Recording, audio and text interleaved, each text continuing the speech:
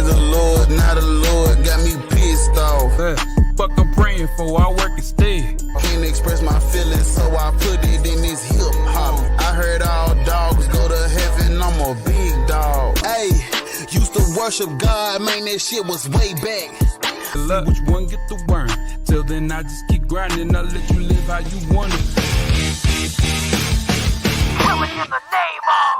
Hey everybody, we are live. I was fired up. That was cold. We're ready to go. We're ready to go, and we're streaming on both channels. So whatever channel you're on, welcome. I am Michael, and I reached out after listening to Black Atheist Rants, or otherwise known as Bar. I listened to him preaching one night on a live stream, and I'm like, holy shit, I'm in church. Preach it. So I immediately said I want to live stream with you because, you know, like, there's some things about church that I miss, and one of them is good preaching. I love that fucking shit. So it's good to hear it on the other side. So I think for your channel, let me introduce myself real quick, and then you can introduce yourself. I'm Michael Beverly. I got serious about YouTube maybe about 6 months ago, maybe November, December. I said, hey, I need to take this stuff seriously. And I had made my first Patreon membership with a guy named Mindshift, Brandon of Mindshift. And he encouraged me. He said, hey, we need more atheists and skeptics out there, you know, talking to people, because everybody responds to a different style and a different type of, you know, a different message. Everybody needs a different message. Some people want a mellow message. Some people want a nice message. Some people want people that say fucking shit and fuck you. And some people don't like that. Some people like a mellow thing. So I did that. And I really like Brandon. I appreciate him. So him and I recorded something. It's probably going to come out next Tuesday. So him and I did not a live stream. We did a recording. It was a response video. And so I've been reaching out to other YouTubers like yourself. And it's like, let's do stuff together, because all boats rise together. When we help each other, it's just better. It's more fun. And also it gives this what can sometimes be work, you know, in the studio, recording yourself and editing. It gives it a sense of community and a time when we're being friends, like we're talking now. You know, we're not face to face in the same room, but we're together. Yeah. So that's my story. What's your story? Okay, so when I first became an atheist, you know, I do what everybody else does when they want like information. They Google it, they YouTube it, they search it up, right? And so, you know what I'm saying?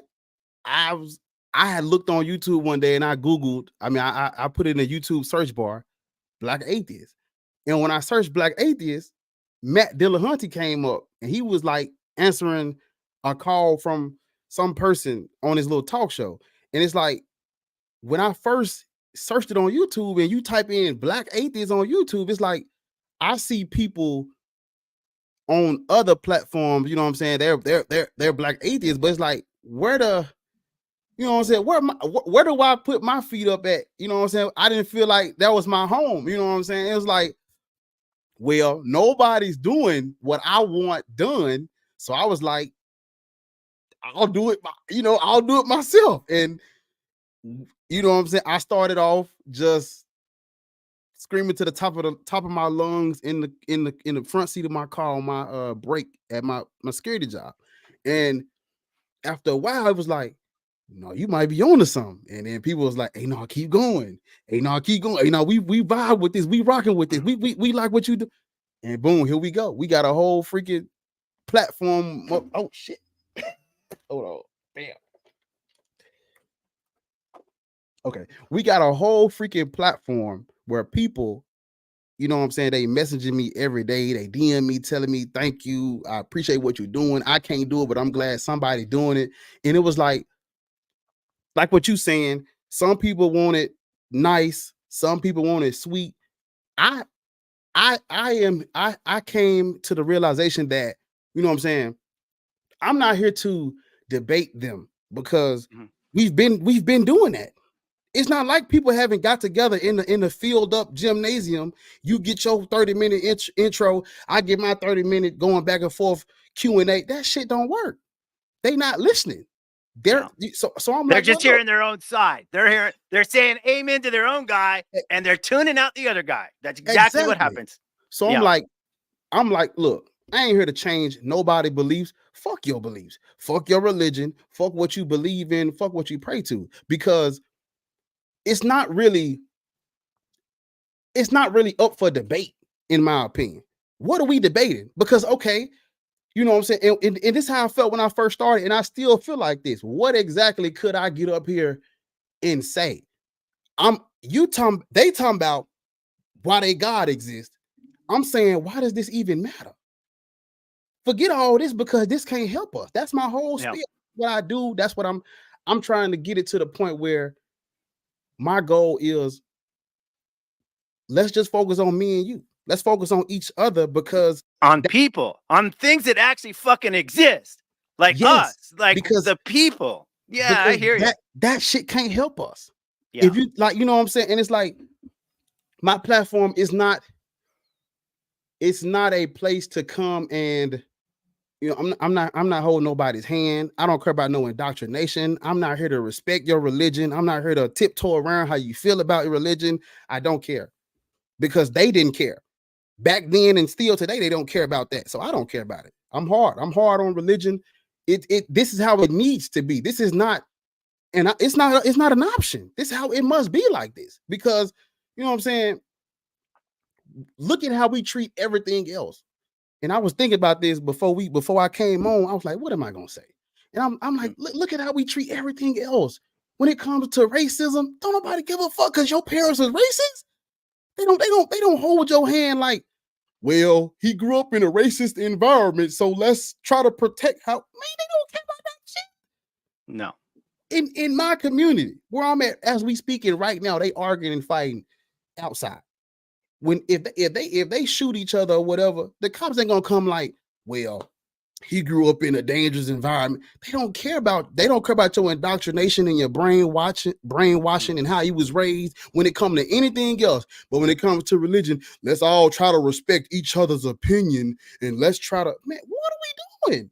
These are harmful beliefs at the core of it.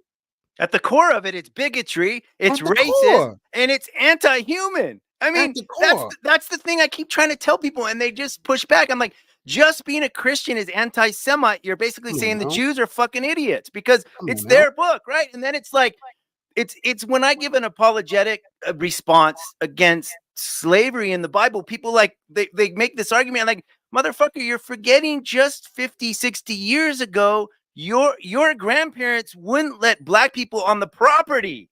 Like, it's not a problem from 200 years ago. It's a problem from fucking yesterday. And until we acknowledge that, we're still playing a game that's bullshit. And we got to be willing to be accountable. And one of the things I know about myself is I know I fuck up shit, and I try to ask myself, am I being fair to the other person even when I don't agree with them? Am I being a fair person? Am I being a nice, kind? Am I being empathetic? Because I'm never going to be perfect, but am I trying? And am I willing to be corrected is the other thing. Like if you tell me, hey, you did something that's either mean or not right or disrespectful, I want to hear that shit because I care. And these other people get defensive. Like everything's a defense. No. You're wrong. You're reading the book wrong. And that's not what it means. And that's not what I think. And I'm like, wait a minute. You're just parroting shit you heard from the pulpit or from mommy and daddy. Like, tell me the version. Let's get real. You know, the version of Christianity we have now, like, I don't know that people say it started in Africa. I'm not really here to, I don't really care where it started. I'm saying, look where it has gotten, look where it's at right now. The state that it's in right now, I like black folks, we can't do that. That's not ours. Because I'm like, okay, you really think, and I said this in my video the other day, you really think they have access to the 100% unfiltered truth? They think they have a truth in a world where the people that gave you that truth, they don't even want you alive. They think you less than. What in your right mind got you thinking, oh no, I got this from my oppressor and it's really 100% true? I'm only religious because great grandpapa and great grandmama, they was on the, you know, they was on a plantation. Slave master gave them this, and this how I got it, but it's 100% true. That Well, don't the make sense. funny thing to me is, even if it was true, I would still say fuck you. Exactly. Fuck you. And Fuck that's you. I don't want this. That's how you're gonna give me your religion, God. That's how you're gonna give me your message, God. Fuck you. He could have showed up in China and Africa and everywhere else at the same fucking time and told everybody the message and played fair. But Michael, this is why I feel like debating them is pointless. Because okay, Michael, let's do this. Let's say a Christian gets up on stage and proves God exists. The Christian God comes through the room and says, "I'm here." Guess what, Michael? We get straight to the main point. Okay, now that we know it's true, XYZ, why you didn't do this? Why should we worship you? Even though you exist now, God, why should we worship? So it's like I just skipped past the is it true or not? I'm like, whether it's true or not, we shouldn't fuck with it. Whether it's true or not, this is some sick shit. Whether it's true or not, people have used it to cause real harm. And Michael, a lot of people will say, well, atheists use other things to cause harm. This group, you only talking about the Christians. This group used that. Yes. And I understand what they're saying, but my point is, you claim to have this comes from the almighty, all-powerful creator. So I'm not, when it comes to other things, I gotta look at that less than. But you talking about you got contact with the creator, so I gotta hold that to a higher standard. I'm not saying one group is supposed to cause harm and another group ain't. I'm saying you have contact with the God, the creator. So how are you committing the same crime and murder and genocide as these folks? Right, exactly. Who in your mind, they don't have anything except themselves, just fallible fucking humans. And most of those movements, when they bring up, oh, that was atheist, did this and that, I go, those were leaders that were selfish pricks who were like gods, like in North Korea, the leader he's a god, he's an emperor, right? So it's still religious. It's still the same fucking thing. This how I get them. This how I get them, Michael. When they be like, atheists did this, atheism did that, atheism is a religion, I'll say, okay, cool. Atheism is wrong and atheism is a religion. Christianity is wrong, Christianity is a religion. Let's put all the religions down. Guess what we end up with? Fucking atheism still. So it's like, I'm okay. I'll play that game right with you. If you saying atheism is bad and atheist, okay, cool. I'm not an atheist no more. Now let me show you the same thing with Christianity. You put yours down, I put mine down. Let's meet in the middle and focus on each other. We still gonna be right back to what I was trying to get to anyway. Yeah, we just have each other, and we have our own brains, and we can either use our brains and our we do have a desire. I think most people have a built-in empathy where when they're in a community of people, they tend to connect and bond. It not always, but it kind of is an innate thing when we're part of a real tribe, when we have to depend on each other. And this is whether, like you're in a band of brothers in the army or you're on a boat lost at sea. At that point, when you're dying or you're facing a threat, it don't matter what color your skin is or who your parents were, if you're rich or you're poor, because now your lives depend on each other, and then you're just brothers. Like, you need to survive. And that's the thing that I'd like to see people do, is say, hey, we're on this fucking planet together, and we're facing real threats. Like, it's not the same as being in a boat at sea where you're going to die in one day, but we're still on a boat in the middle of the universe, and we're facing a lot of shit. And if we don't get together and put aside the politics, the religion, the fighting, you're this guy, I'm this guy, I'm this party, I'm this religion. If we don't do that, we're just going to fucking kill each other. Because Michael, like something I think about all the time is this right here. Okay. They like, if you and I'm gonna use you and me as the example. If you and I were stranded in the middle of nowhere, and all we had was these and the environment around us, there is no religion that's gonna come and save. If we just pray to God, we gonna fucking starve. We gotta go out, build us a shelter out of little twigs and sticks and shit. We gotta go hunt us a deer or something, hunt us some fish, You know what I'm saying? If Yeah. if you and I just stand there and just, well, let's just praise, let's just ask God for this. So Dear all I'm Jesus, dear Jesus, we need to eat. Sunday K. If you and I just do that, Yeah, nothing's gonna happen. we're So gonna starve. my point is this, Michael. If you and I gotta do the work anyway, let's just put the religion down. Yeah. We gotta do we gotta do it anyway. You and I gotta pick our bootstrap up regardless. So why not just skip the middleman? Yeah, just get on with it. Now, what happens when you talk to people privately or maybe in an email Yeah. and you try to get this message? Maybe they're questioning things a little bit. Can people accept that from you when you say, "Hey, look, I know you need a job or you need some money or you need a place to stay or you need something. Quit Mm-mm. fucking praying and go to the source, like your friends and your family, real things that actually exist, and do the work yourself." Do people get that, or do they still just want to fall back on Jesus got my back? So the trip part is they'll do the work and just give the credit to God. Only when it's good, though. Yeah.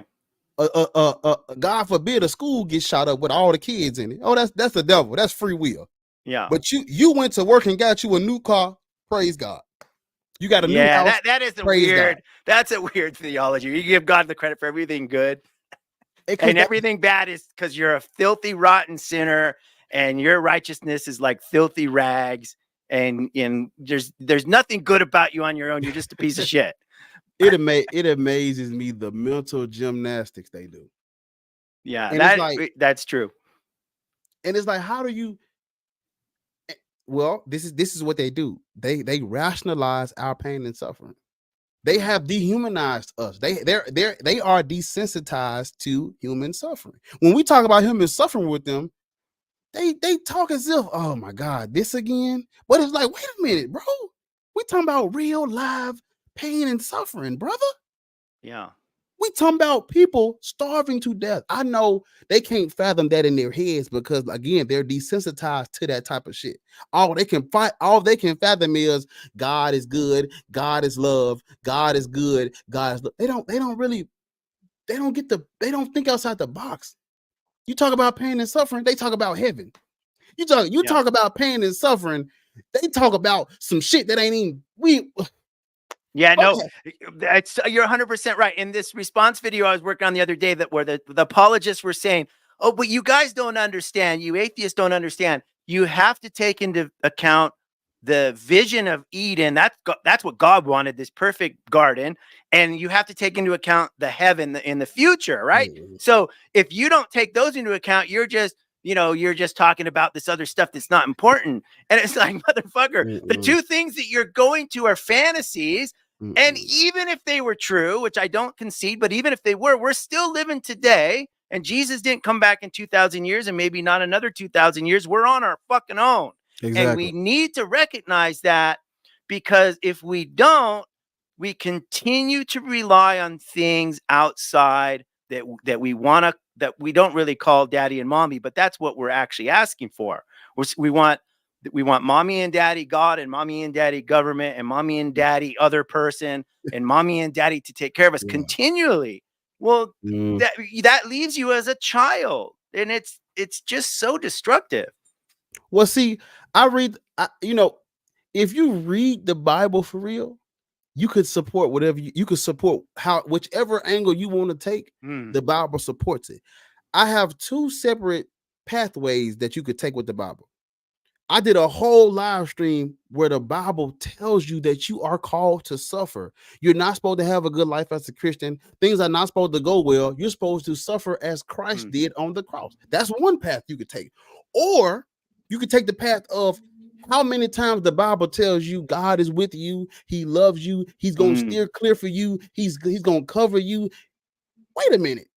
Why are you trying to protect me from suffering when you said I'm called to suffer like Christ?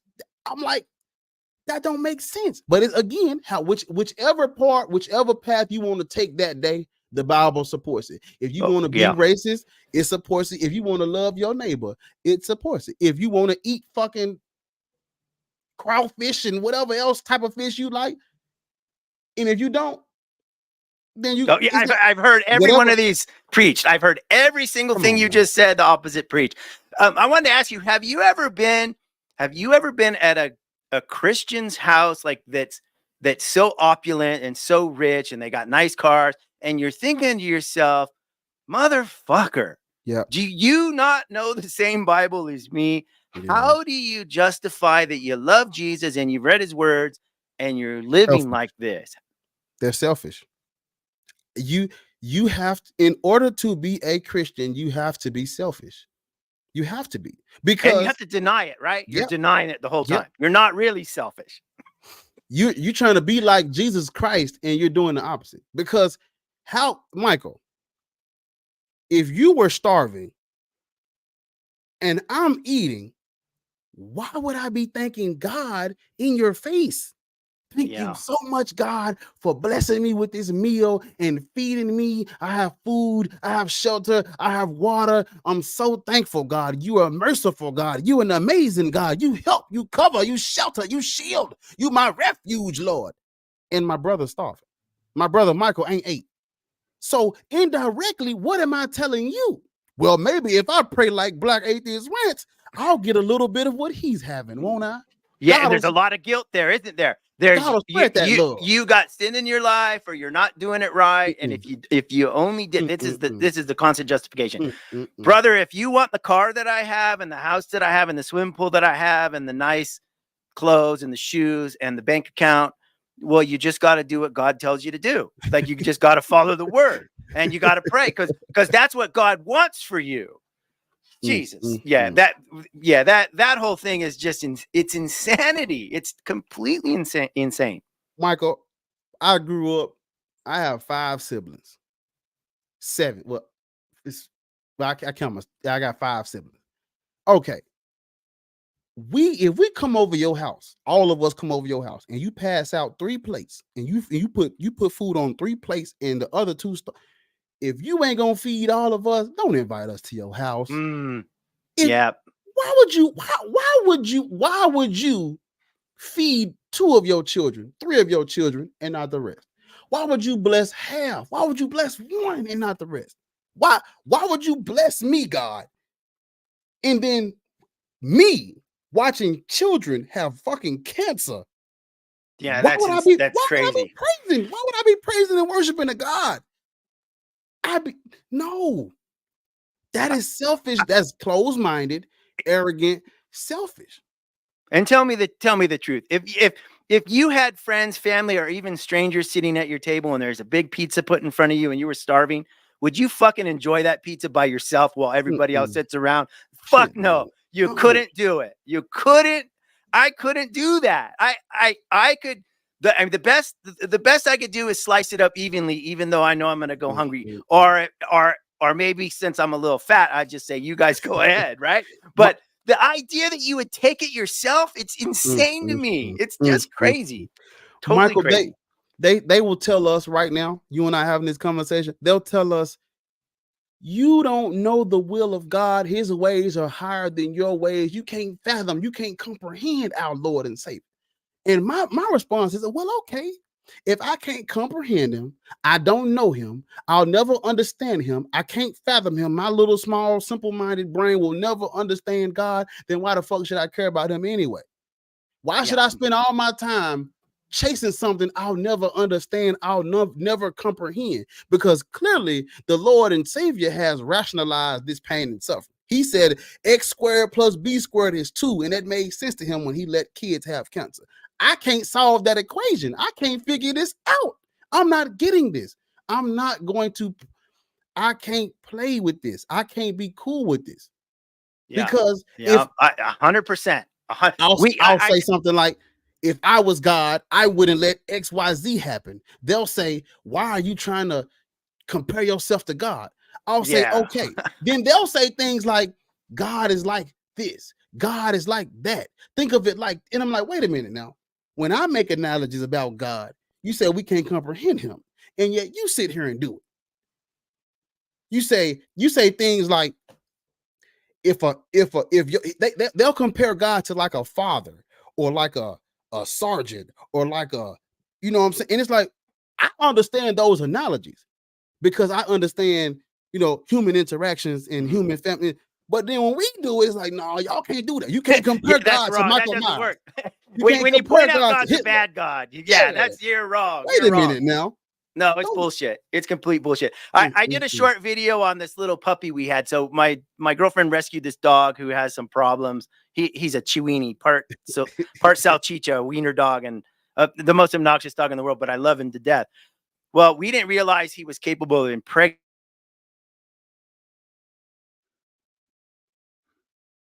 It froze up. Whoa, It froze up on me. Can you see me? I'm good.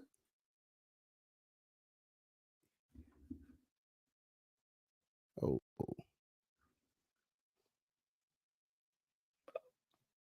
Is it? Hello?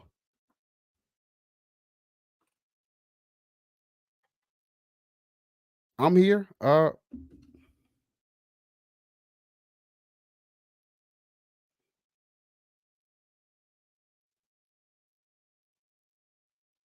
Is it froze on my? It ain't froze on my end. I'm good. okay. Can you hear me now? Yeah, I'm cool. Is it? Well, yeah, I think it's giving me a thing that my connection's unstable, but if I'm Yeah. on Wi-Fi, plug it in. I am plugged directly to the router. I'm not on Yeah, Wi-Fi. I'm plugged in too. It's funny here. That's the Lord. That's the Lord right there. He don't want us to do this. Yeah, Jesus is watching us. Yeah, that's Well, the Lord. okay, I think we're back. The signal, the thing Yeah. went away. We actually have pretty good. Guadalajara is a pretty techie city, and the internet here is usually pretty solid. Yeah. So, anyways, it must have just been a little blink. Anyways, what I was saying was, this little puppy, it had a bunch of problems, the genetic problems, and at some point, it's maybe 6 or 8 weeks old. The vet says it's not going to make it. You have to put this puppy down because it's just going to suffer and get worse and worse and worse. And me and my girlfriend at the vet, and we're both crying so much the vet starts crying. And I'm thinking to myself, so I later made a video, and it took me a while to make a video about this because I was so emotional. And anyways, the reason I'm bringing up this story is it's a fucking little puppy, and I was heartbroken. I thought to myself, Jesus fucking Christ, how could God look at little children dying every day and say he's a loving father? Because if he had one teeny part of the pain and empathy I had for a little fucking puppy, he would do something. Because you can't, if you're a loving, kind person, you can't watch that. You have to be a sadist. You have to enjoy watching the suffering. So I always say, look, I don't believe there's a God, but if there is a God, the evidence to me, he's a sadistic fuck who likes pain and suffering. Because why? That's what I see everywhere I look. I mean, just constantly. Well, see, my thing is this, Michael. I have never asked God to do something that was like just for me, for my own benefit. You know what I'm saying? Like, if I pray for God to heal all the little kids that have cancer, does that make me selfish? Do I just, you just want God to be a genie in a bottle? Is that how that works? Because I'm like, what I'm asking for, why would anyone oppose what I just asked for? Anyone in their right minds, why would they oppose that? And any God that cares about me and that knows I care about other people, why wouldn't he grant that wish? I have never asked for nothing. The Bible talks about asking my name. As long as you got faith, you know it'll happen. You're I didn't going to move a mountain. You're going to move a mountain into the sea. Yeah. I didn't come up with those parameters around God. He inspired that. He inspired that. So my thing is, I'm not, like I said, I'm not testing the Lord. I'm just putting in action what he got on paper. Yeah. I'm just telling him to live out what he already wrote down. They wrote it down, live it out. I need food, water, shelter, and the cure for cancer immediately for everybody. Let's go. And malaria and all these other cholera and if I can't get that, why not? What person on earth would disagree with me? Well, why don't Christians pray for things like that? It's like they talk about God like he does so much for them. What are you asking for, really? Because if you ask God, to watch over you, what does that entail? Is he just watching? No, ask him to protect you as you walk out in oncoming traffic. Let's see. Put this shit to the test for real. I want some supernatural shit to happen. I need a miracle. They talk about all these prophecies and miracles. Show me one. Show me one right now. Why is it all in the book? Yeah, well, let's go down to the hospital together and I'm going to watch. Yeah. And guess what? I'll pray with you if there's any effect. Like I'll give up my pride and pray for children to get cured of cancer if it actually fucking worked. In fact, this God that I don't like, if he actually cured cancer of kids, I might like him a little bit and I would play along. Like, fine, let's 100% I agree with you. Let's see some actual feet on the ground, marching orders, doing the work that you guys say is real. You say your God wants. Michael, you're not gonna believe this, Michael. They think we are gods. Let me break that down for you. They think we are gods because when we say things like what you just said, why doesn't God do this? Why doesn't God do that? They say shit like, well, you go out and feed the homeless. Nigga, if I had all the money that the churches had, that's what I would be doing. But wait a minute, Michael. How you gonna hold me to a higher standard than you hold the Lord? Yeah. No, you told me to go out. Well, since you want God to do it, why don't you go out and feed the homeless? I do it. I'm trying. But wait a minute. Why won't you hold God to that same standard? How you gonna put this and this? How you gonna put all this responsibility on me like I got all this power? Yeah. What did Peter Parker's uncle say? What did Uncle Ben say? With great power. With great power comes great responsibility. Sunday, glory. Come on now, talk to him. And if you have the power and you don't use it, that makes you a bad person. That makes you irresponsible. That makes you unloving, unkind, and it makes you mean. And the worst thing is when you let people in your name say, I'm being blessed and I have food and I got a sandwich because Jesus loves me and my God has brought down these blessings on me. What you're really saying is fuck the rest of you. God doesn't really love you. He loves me. Hallelujah. I'm blessed. I'm blessed, brother. I got one worse than that, Michael. I got something worse than that, Michael. This about to break your heart. Don't you know everything we're asking for, the God does in the book? Lord have mercy. Everything we ask for, he does in the book. He comes down. He intervenes. He breaks chains. You can't enslave his people. He dropping food from the sky. He parting the seas. He's bringing shelter. You can. He's destroying cities. I'm like, wait a minute. He bringing down covenants and giving promising land and offspring and shit. I'm like, wait a minute now. Now I know. I thought I was tripping at first when I asked the Lord to do X, Y, Z. But don't you dare put it in your book that you're doing it. I'm asking for it, and now you're not doing it. Why? What? Huh? That's how this works. It's in the book. You gonna put it in the book, but not do it. Come on now. I know I ain't tripping. No, and I want to answer this question right here. How can you be mad at a concept if it isn't real? Fuck, I'm not mad at the concept. That's dumb.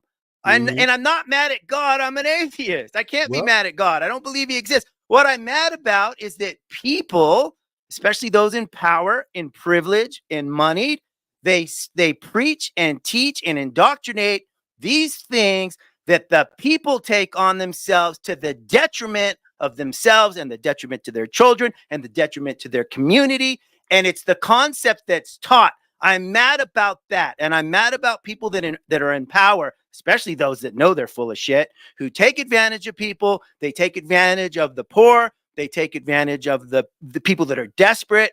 And they use that power and privilege not to fucking help anybody. They use that power and privilege to build their power and solidify the power base that they have for their own kind, their own family, their blood offspring. Sure, they're gonna pass an inheritance down to their blood children. But fuck the kid down the street, because that's not my kid. That's God's responsibility, right? And so it's the concept I'm pissed off about. And if it sounds like I'm pissed off at God, just trust me, I don't fucking believe in the guy. I'm pissed at the concept And I'm pissed that people continue to rely on this bullshit and they use it as a club to hurt other people. That's what I'm mad about. I like this question. It says, "How can you bring that up? Bring that up, Michael. Let me get some of that work. Let me get some. Don't leave me hanging. Okay, get in there." It says, "How can you be mad at a concept if it isn't real?" And this is what I say to that. Okay, I'm not mad no more. I'm gonna leave it alone. I'm gonna leave it alone. I'll never bring up God ever again. But guess what's gonna happen? They're gonna still knock. They're gonna still proselytize. They're gonna still spread it. They're called to spread. So even if I shut the fuck up about it, they still gonna knock on my door. Even if I be quiet, they still gonna have ads rolling on my Facebook. Even if I be quiet, they still gonna come up to me in public and try to ask me, have I heard the good news? So it's like, this is not me. I'm not really mad. I'm protesting injustice here. This is not. I'm not mad at the concept. Just like I'm not mad at people who say Bigfoot is real. I'm not mad at people who believe that there is an actual fairy, a tooth fairy that's putting coins under your pillow when you have. Come on now, you put your. I'm not mad at those concepts. It's how it's being used, like what Michael's talking about. It's not really about the concept of God itself, because if everybody just went around saying, I believe there's something that created all of us that I can't explain, I won't say a word. They've already killed in its name. They've already burned you at the stake in its name. They've already hung us from trees in its name. They've already, like, it's too late for that. It's too late for everybody believe what they want. That should have happened in the beginning. But when they got together and they wrote all this shit down, they said, no, we got people that don't believe. Go kill them if they don't believe. That's when that whole that's when that part went out the window. The whole let everybody believe what they want, it went out the window when they start killing in the name of it. Now you got to prove if it's true. Now you got to come explain it and make it make sense. Now you got to break this shit down, because this is the war is over. They already won the war. They tax free. They more popular. They've already deemed us as devil worshipers and evil and sick and twisted. They've already won the war. We just trying to clean up the scraps and pick up what's left of us. They've already killed us. They've already won. They've already destroyed. I'm gonna turn that back around.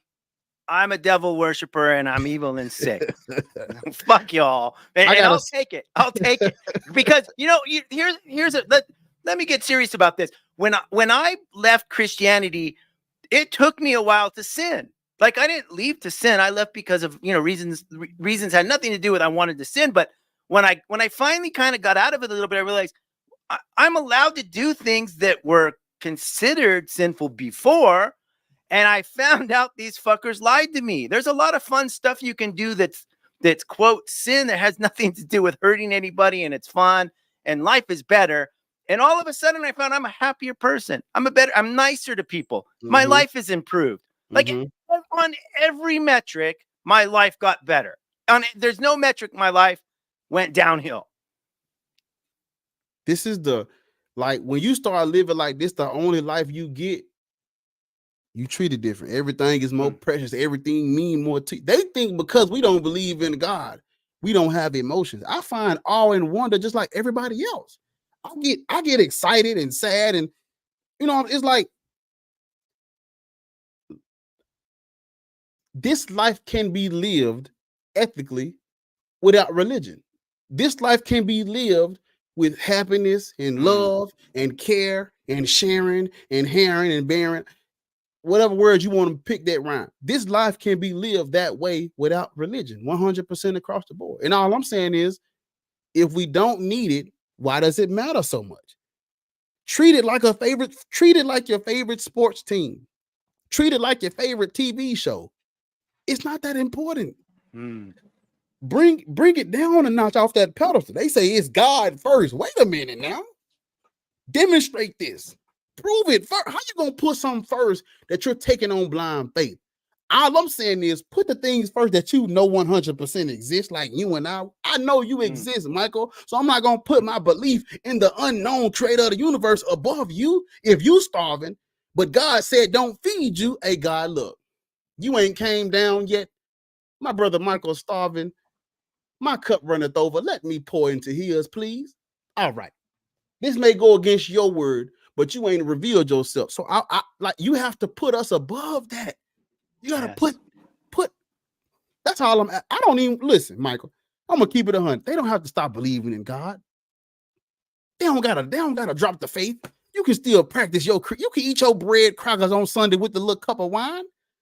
You can do that, but don't put that above me and you, because at the end of the day, this gotta come first. This gotta come first. This gotta come first. This gotta come first. This gotta come first. You and I. Yeah, the people need to come first, and the real needs of people need to come first, and the edifice needs to be broken down. So the money spent on buildings, the money spent on programs, and the money spent on production, and the money spent on all the things, fighting for legislation, blah blah blah blah blah. That's the real sin there. It's just like what you said. We give a shit if somebody believes in God any more than we care if they believe Pokemons are real or the unicorns are real. That's great. Or if you want to believe that Game of Thrones it takes place in a real universe, and in that universe there's really dragons, fucking great. Like tell me about it. But the minute you start using it to influence and affect society and they're literally taking food out of the baby's mouth to build things like buildings, or to lobby, or to have somebody on staff to do some multimedia for the church, or all this other bullshit. It's not even in the Bible. Like, just go back and look at the early Christians, and maybe if you live that way, nobody would give a shit, because then you're just being nice and helping people. But even that back then was abusive, because behind the scenes they're not telling the whole story, right? There was somebody filling his pockets from day one. Mm-hmm. I just can't.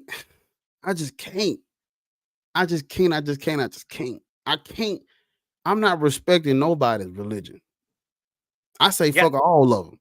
Amen. I like that about you a lot. I can't do that. I respect your disrespect of bullshit. I really do, because I think a lot of people need to really hear that so they can set back and think. It's like it's like one of my favorite quotes from the early Chris Rock, where he says, "Look, a black Christian, somebody with no fucking memory. How do you if you black and you Christian, you got short memory, man. You gotta so I think that in your face I think some people need to hear that shit. Like, what the fuck are you doing? Because you're hurting people in the name of being good. Like, it's backwards. Stop. Just stop. It's like, Michael, most of the arguments for God's existence point to a creator, right? They just point to a creator. There are no arguments that shows you this religion is 100% true without doubt over this religion. So I'm like, wait a minute. You might could prove that something made all of this, but how does that get us to we should praise and worship the God in a book that somebody wrote down that you think is the right interpretation, that you think is the right way it was written? Like, how do we go from there has to be a creator to therefore Jesus died for your sins and you covered in the blood? If you like, no. Yeah, whenever somebody starts when they start on that apologetic that there must be a God, you already know they're about to tell you their version's the right one. Because I'll give them that, Michael. You saying there has to be something because something can't come from nothing. I will 100% hand that to you. Now, why should I worship it? Why should I care about it? How does that help me, my community, and my family? What does that do for me? So I can help feed somebody with your religion, not just, I'm talking about just your religion alone. Could I help somebody in need? No, I cannot. If I want to save his life, I got to know how to give him CPR. I got to know how to do the little tourniquet thing. I got to know how to apply pressure. I got to know, well, if he gets shot in the arm, he probably needs this or this. I got to know these things. I can't pray to God and he going to help this shit. They talk about free will, and I'm saying, okay, if it's my choice to do good or bad, who gets the credit when I do bad? Me. Who gets the credit when I do good? Me. So if no, it's God gets the credit. Did you read the story? If we got free will and it's up to me to do good or bad, why am I talking about God in the first place if it's all on me? Well, no, because God is good. Based on what? Yeah. God gave you the ability to make good choices, but not the bad ones. Shit, no. Whenever you do good works, you're a puppet. But when you do bad shit, then that's the free will. That whole idea is just a ridiculous doctrine. It makes no sense. It's completely illogical. And I think a lot of people know that. I think they know that it's bullshit. But they just, they can't admit it to themselves because then the whole house of cards comes down. Yeah.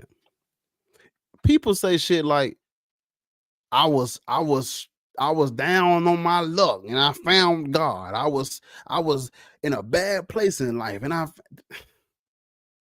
so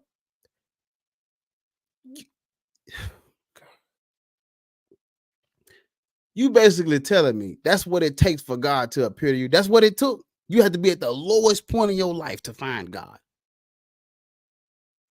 And okay, cool. You found God when you was a crackhead. And now you're not a crackhead no more. So thank God. That's 100% true. I'm okay with you using God in that way. Just keep it to yourself. That's all I'm asking. I'm not saying your personal experience don't mean none to you. It can mean something for you, but just keep it between you and yourself. When you, like what I said in my live stream that you was watching, I'm okay with you saying God helped you when you was a crackhead. But why are you gonna use that as for why I should believe in your God? Because that ain't is he gonna give me the same thing? Is he gonna help me the same way he helped you? And if he's not gonna help me the same way he helped you, why are you even talking about it? Why are you even bringing it up? Just keep it between yourself. Because they don't sell it. They don't sell it to you like, well, this is something that helped me. I don't know if it's gonna help you. I don't know if it's gonna make your life better, but it helped me. And just try it for yourself. If it don't work, try something. They don't talk about it like that. They don't talk about it like that. No, they say this is the way, the truth, and the light. They say this is the only way. And all I'm saying is, no, it's not. I want them to talk about religion like it's 100 different exits to get off the ramp. We on the interstate is 100 exits. Let me take one. And talk about it like that. Hey, look, yeah, I tried Islam last week. It was delicious, but it didn't have enough flavor. So I went to Buddhism. Talk about it like that. But don't talk about it like, hey, look, this is the truth. If you don't believe it, you're dead. I'm going to kill you. I'm going to unalive you. I'm going to put your head on a stake. Yeah. We're going to strap bombs to our chest and blow you up. If you don't believe in our God. That's not how you know. That's why we do this. That's why we here. You think I'm very good at Call of Duty. I could have easily had a gaming channel. I'm very good at Madden. I could have easily had a channel playing fucking football. I'm very good at wrestling. I could have easily had a wrestling channel. I could have easily spent this fucking $700 on this tablet, this laptop, this camera, this microphone, all this shit. I could have used this and been gaming. Yeah. But we got to do that. We have to do this because, like Martin Luther King said, the day you stop talking about what matters is the day you die. This matters. This 100% matter. And I know, sometimes us atheists, because I do it myself, we might think like, what are we doing here? No, this helps someone. Somebody need us. Somebody need you, Michael. Somebody need me to be doing. They need us to do this because everybody can't do it. They need us to do this because everybody not in position to do it. They need us to do this because this is how we get the ball rolling. Wait a minute, you had a black atheist on your channel? You had another atheist? Well, I want to try to get on. Now we got everybody coming out. Now all the atheists coming out the woodworks and coming together. We a whole team of motherfuckers. Yeah. We got to congregate like they congregate. Yeah, I agree 100%. I agree 100% because when people can hear this message, when people can identify, when people can hear that they're not alone in their questions. And that's the thing, when you first start questioning things, you are fucking alone. It took me, I was sitting one night with a fifth of vodka and 400 sleeping pills, and I was ready to check out because I was fucking alone. I had nothing. And coming out of that, I realized I want to be somebody that somebody can send an email or a message to and say, "Hey, I'm struggling with this." And I'm not, and I need them to know I'm not going to judge them. I'm not going to preach at them.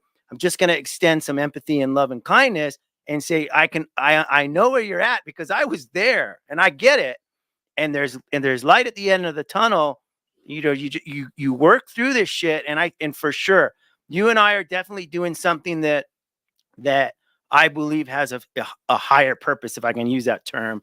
And it has a benefit to silent people, not people in comedy, not people that we know who they are.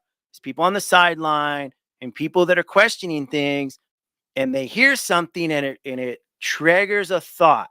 And I think, and I don't want to speak for you, but I think we probably have the same attitude as we don't want to fucking be telling people what to think. We want to be telling people that they should think.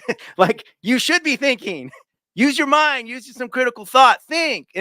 And you have the ability to reason and think things out and make choices for yourself, some of which are going to be dumbass choices, but that's okay. You can make some bad choices in life and take responsibility for them, because guess what? You're responsible for your choices. And if you do some good shit, you did it. You can pat yourself on the back. I did some good shit. And if you do something wrong, you can say, I fucked up, and tomorrow I got to get up and start over. And something else I want to add to what you're saying is, when people wake up and find out that they've been lied to their whole lives, they're going to need a place to come stay. They're going to need a Michael Beverly. They're going to need a Black Atheist Ranch. They're going to need somewhere to come find. They're going to need a home, a new home. That's why when I go live, the first thing you see is welcome home. Because once you get here, we all in the same fucking boat. Yeah. Can we do this without that? Can we do this without believing in that? Yes, we can. Yes. Yeah, absolutely. And we want to. We don't need a spirit. We don't need a magical thing to make us want to be kind to our fellow human beings. Yes. We just do it because, well, part of it is selfish. I'm going to admit, it makes me happy to be nice to people. So I get feedback in my own feelings. Like, it feels good. But it's also part of a sense of responsibility when something comes across my path. And you and I both know we can't fucking save everybody. We can't.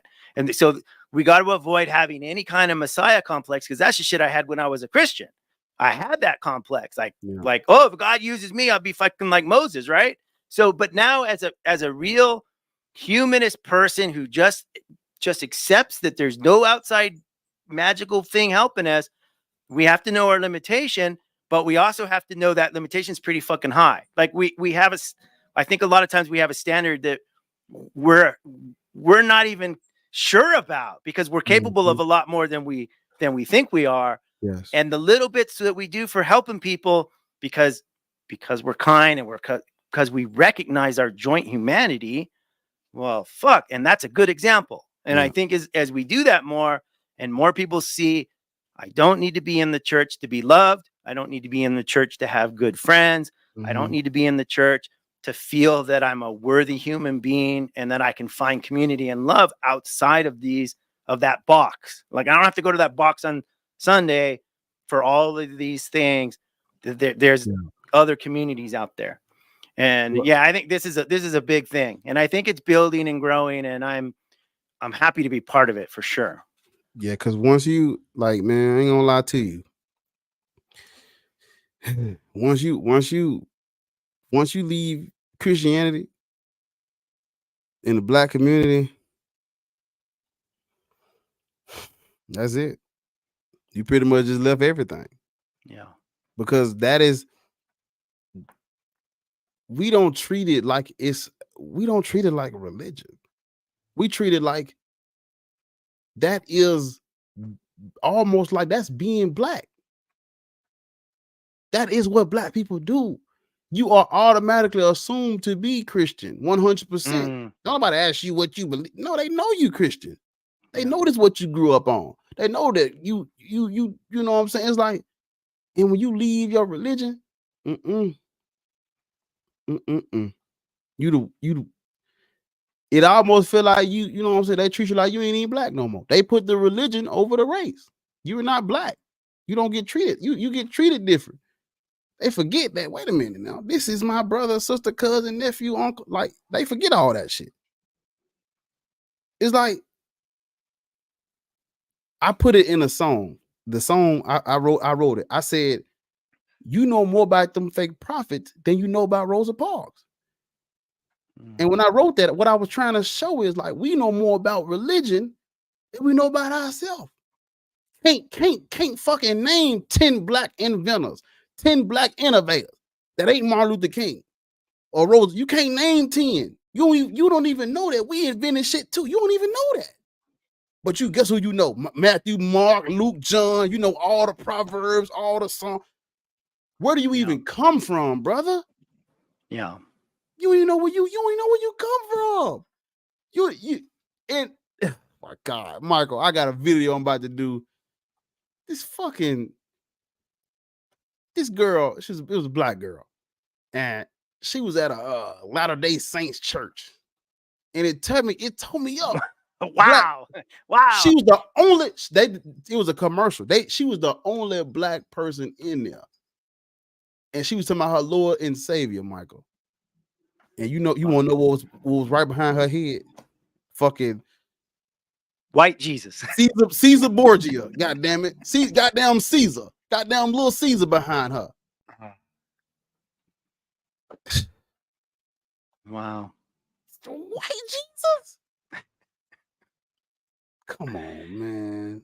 And it's like, man, what we like how to I should make a video about white Christians. Like, how could you be Christian? Given I made a video about black Christians are the worst, but how could if I was white, I'm gonna do it. If I was white, I wouldn't want anything to do with that religion for the same reason black folks don't want to do with that religion. No. I don't want no parts of this. I don't agree with what y'all did with this religion. I can't fuck with it. On the strength of fuck a race. I don't care about no race. But it's too late. Yeah, I think I can look back on my Christianity because I lived in Orange County, California, which is mostly white and Asian, and there's a few pockets of Mexicans. There's no blacks in Orange County, and my world was very insular. So I actually got asked this by my stepmom. So my stepmom is from the South Pacific. So she's a woman of color, but so she's very, very dark skinned, but Polynesian. And this was in California. She had married my dad and she came to California, kind of part of their honeymoon. And she said, "Are you a racist?"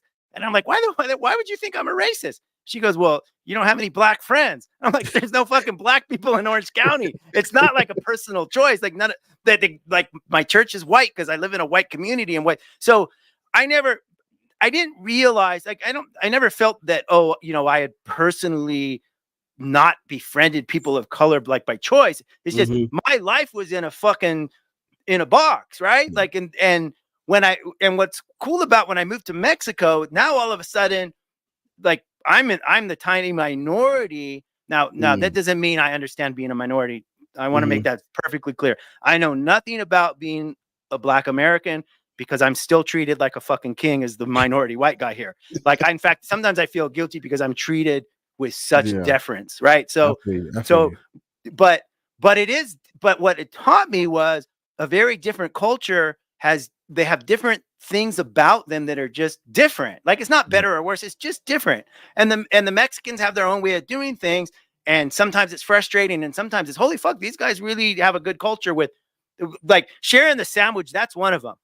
Here, it's a mortal fucking sin not to share your sandwich here. Like, you don't fucking not share your sandwich. I didn't know that. Yeah, like family here. So family is very important. And there's a lot of Catholicism here, but it's mostly cultural Catholicism. And like my girlfriend's, her immediate family is not religious at all. When when we do stuff and get together, it's just assumed you'll share everything. That's just how it works. Yeah, I It's like just that. it's a very open culture in that sense. Like, it's got a Yeah. lot of fucked up shit, of course, but that part I really like. And the other part about it is there's no shame here in being poor, and I love that. So Yeah. you can be like, there's I mean, there's definitely classes here. There is a rich community because the business and the narco class are fucking rich as fuck. Like, it's beyond, it's filthy rich, beyond you can Mhm. imagine. But Yeah. most people are, middle to lower class, and you can be, you don't have to be something to be part of the group. Yeah, I Like, like that. it is a very, that part about it is very cool. So I always recommend to people, like, if you can get out of America and experience the world, or even if you just, the different parts of America obviously have different cultures. Like, Yeah. get out of where you grew up, because you don't know stuff that you don't know. You don't know Yeah. it because you're you're a goldfish in a goldfish bowl. Until you go into the pond, you just don't know. And You're right. and when you talk to people that experience that, they'll generally tell you the same thing. Wow, I learned a lot about myself. I learned a lot about the world by getting out there and experiencing different cultures and different people. And I mean, I wish I had a longer life and more money, because I would like to experience this in other places. Yeah. But I mean, Yeah. it's limited. So my brother, my dad married a woman who's French. So my dad has French citizenship. He lives in the South Pacific. And my brother married an Indonesian, so he lives in Bali. And so we have a little bit now. My sister still lives in not in Orange County, but in Southern California, and in a suburban tiki-talk little house. The same, like, she lives a life I would hate. It's like very structured and very suburban, but that she's comfortable there, and and all that stuff. But I really like the idea of getting out of your comfort zone, Yeah. and getting Yeah. out, because when you live with these blinders on, and it's, we know this when we leave the church. We're like, whoa, fuck, the world's a lot bigger than we thought. But it's also true with the neighborhood you live in, the city you live in, the state you live in, the country you live in, the culture of the world you live in. All of those things also, there's stuff that it's like a fish in water. You just don't notice it. So yeah, that's been a very cool learning experience. And I tell everybody that I talk to, come and visit me in Guadalajara. So you're automatically invited. Anybody else listening, you can always send me a message. And it doesn't even have to be here. It just challenge yourself to do new things and try new things and experience new things and see what the world has to offer. Yeah. Yeah. You 100% right. I was thinking about something, Michael, like it just blew my mind. I was thinking about it as you were speaking. I was like, okay, like, if I had a picture, like if I had paintings on the wall and all of them was white Jesus across the wall, nobody would think nothing of that. They wouldn't think nothing of that. Like, if all the black people from Memphis, Tennessee was able to walk through my house and see my paintings of white Jesus up, nobody would say anything. Nobody would look crazy. But if you, Michael, if you had pictures, if you had like 10 paintings of like a black Jesus with what they said, the hair like wool and the skin like wool, if you had that up, if you had it all across your room, and all the black people in Memphis came and walked, they would look at you crazy. They think something wrong with you. Wait a minute. Why is there a black dude on the wall? This can't be our savior. Who is he worshiping? Yeah. What is this sick shit going on? And it's like, that's crazy to me. They say they don't care what he looks like. It don't matter what Jesus looks like. It's about his message. That's what they say. Yeah. But if we put black paintings up, it'll be World War II. They don't like that though. That's a really weird. That's a weird. That blows my mind. And I'm assuming this is just because of the indoctrination from youth of what you're told to expect and believe, right? It's so when you go outside that box, it's your mind can't process it. You're just assuming that must be heretical and terrible, right? Like this can't be true. Like bronze and wool. Yeah, Yeah. yeah. That's crazy, man. It's Bronze crazy, and man. wool. I just like I feel like there's we could appreciate, you know what I'm saying, different ethnic backgrounds, different communities, different culture. We could appreciate this stuff and not hate. Every culture makes some good ass food. What we gotta hate? Except the British. Let's keep this real, man. Do they have anything that's edible?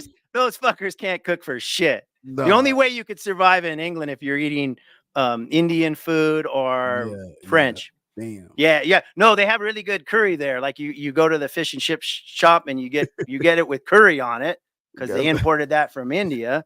That's pretty damn fucking good. But regular British food is terrible. Nah, man. They don't got shit.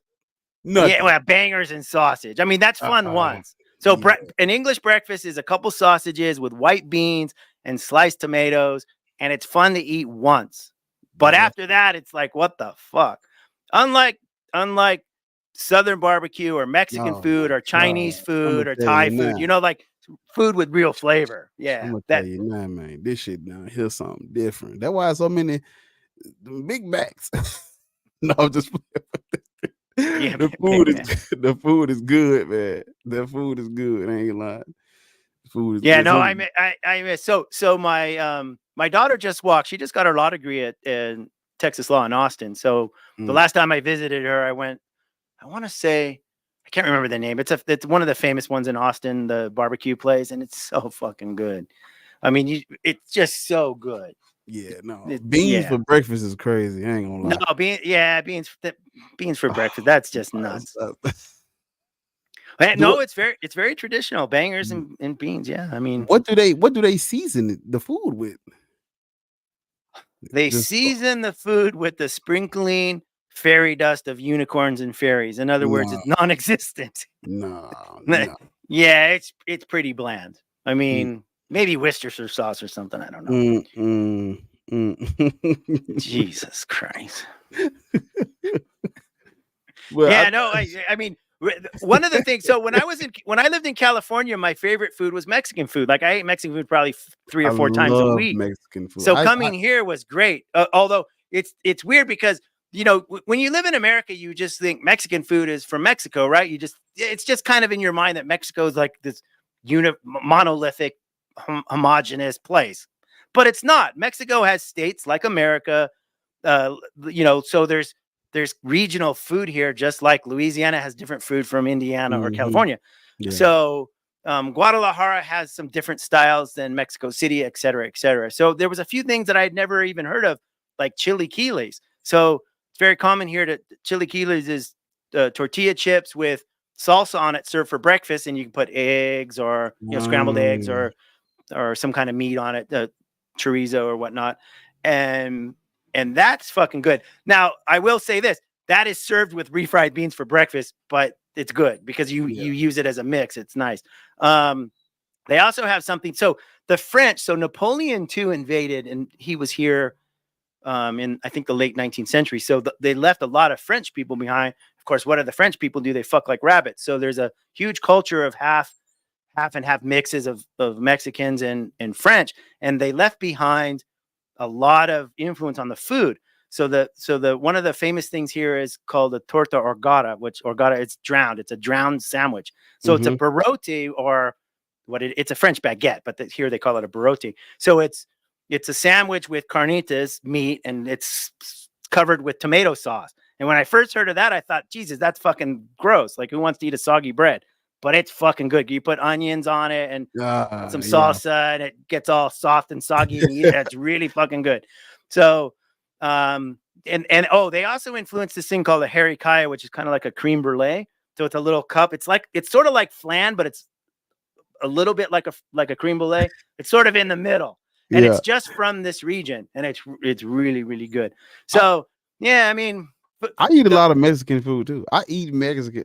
That's probably the main thing I eat. Like probably like four times a week for real. I love guacamole, but not. I don't like it like blended together. Like this restaurant that I go to, they just chop the avocado. They just chop everything up and put it in a bowl. They don't like. They don't smush smash it. it. They don't Okay. smash it. So it's like just all chopped up. It's so good. I don't know Yeah. what they do to it. It's so good. I love fucking birria tacos. Oh my god. Oh my god. That shit is probably my favorite food. I live above tacos. a taco restaurant. Oh So my god. That is the key in the to morning my you heart. smell all that stuff. Yeah. Birria tacos. Oh my god. They have Now a what lunch I don't special. like, tell me if you like, do you like exotic meats? Because I can't do it. Like I have friends that love the lingua, the seso, I think it's called, the brains, the tongue, the cheek. No, The that's Mexicans like a lot of weird meats. I can't get into that stuff. I'll stick to the more, or menudo. When my girlfriend has a hangover, she won't get out of bed. She'll go get me some menudo because I have cruda, which is a hangover. Mhm. So I'll walk down the street, or whatever, and pick her up some menudo. But that's so fucking nasty. I can't even look at it. Nah, I can't eat all that. I just keep it simple with the meats. I really eat a lot of vegetables. I think that's why I'm so like I like Mexican food. They use a lot of vegetables with everything. I love vegetables. I love a lot of peppers and onions and I love cilantro Well, and onions. there's spices in it, so it has flavor. Yeah, no, it's really, and there's there's some places down here that do mole and different types of salsas. It's really good. Now that to be said, one of my favorite places here is it's called Shrimp and Beer, and it's actually like a Cajun style. They serve it in a bag, spicy, super spicy shrimp. So I still love a lot of traditional, like Southern or food, or what you might call it. I mean, we still go to Carl's Jr. and get a Western bacon cheeseburger and French fries once in a while. Oh I'll have to admit, cheeseburgers. Oh my god. Yeah, I still eat hamburgers and pizza too. I mean, I'm trying to cut back on all that stuff so I can lose a little weight and be a little more healthy. But I have my cheat days. Gotta have the cheat days, man. Yeah, for sure. But you see, go ahead. No, you go ahead. Well, I was gonna say we're gonna have to arrange like an atheist restaurant around the world tour. Yeah. I have a tour. I had an idea that I was gonna show everybody because I used to talk about how there is a church on every block where I grew up at. Literally, like 2 and 3 houses down, there are churches. I was gonna like take them on a tour, and we go through and count all the churches in my hood where I grew up at. It's like 20 churches in like a. Oh yeah, I believe it. It's a big ass square, and it's like 30 fucking churches. I'm not lying.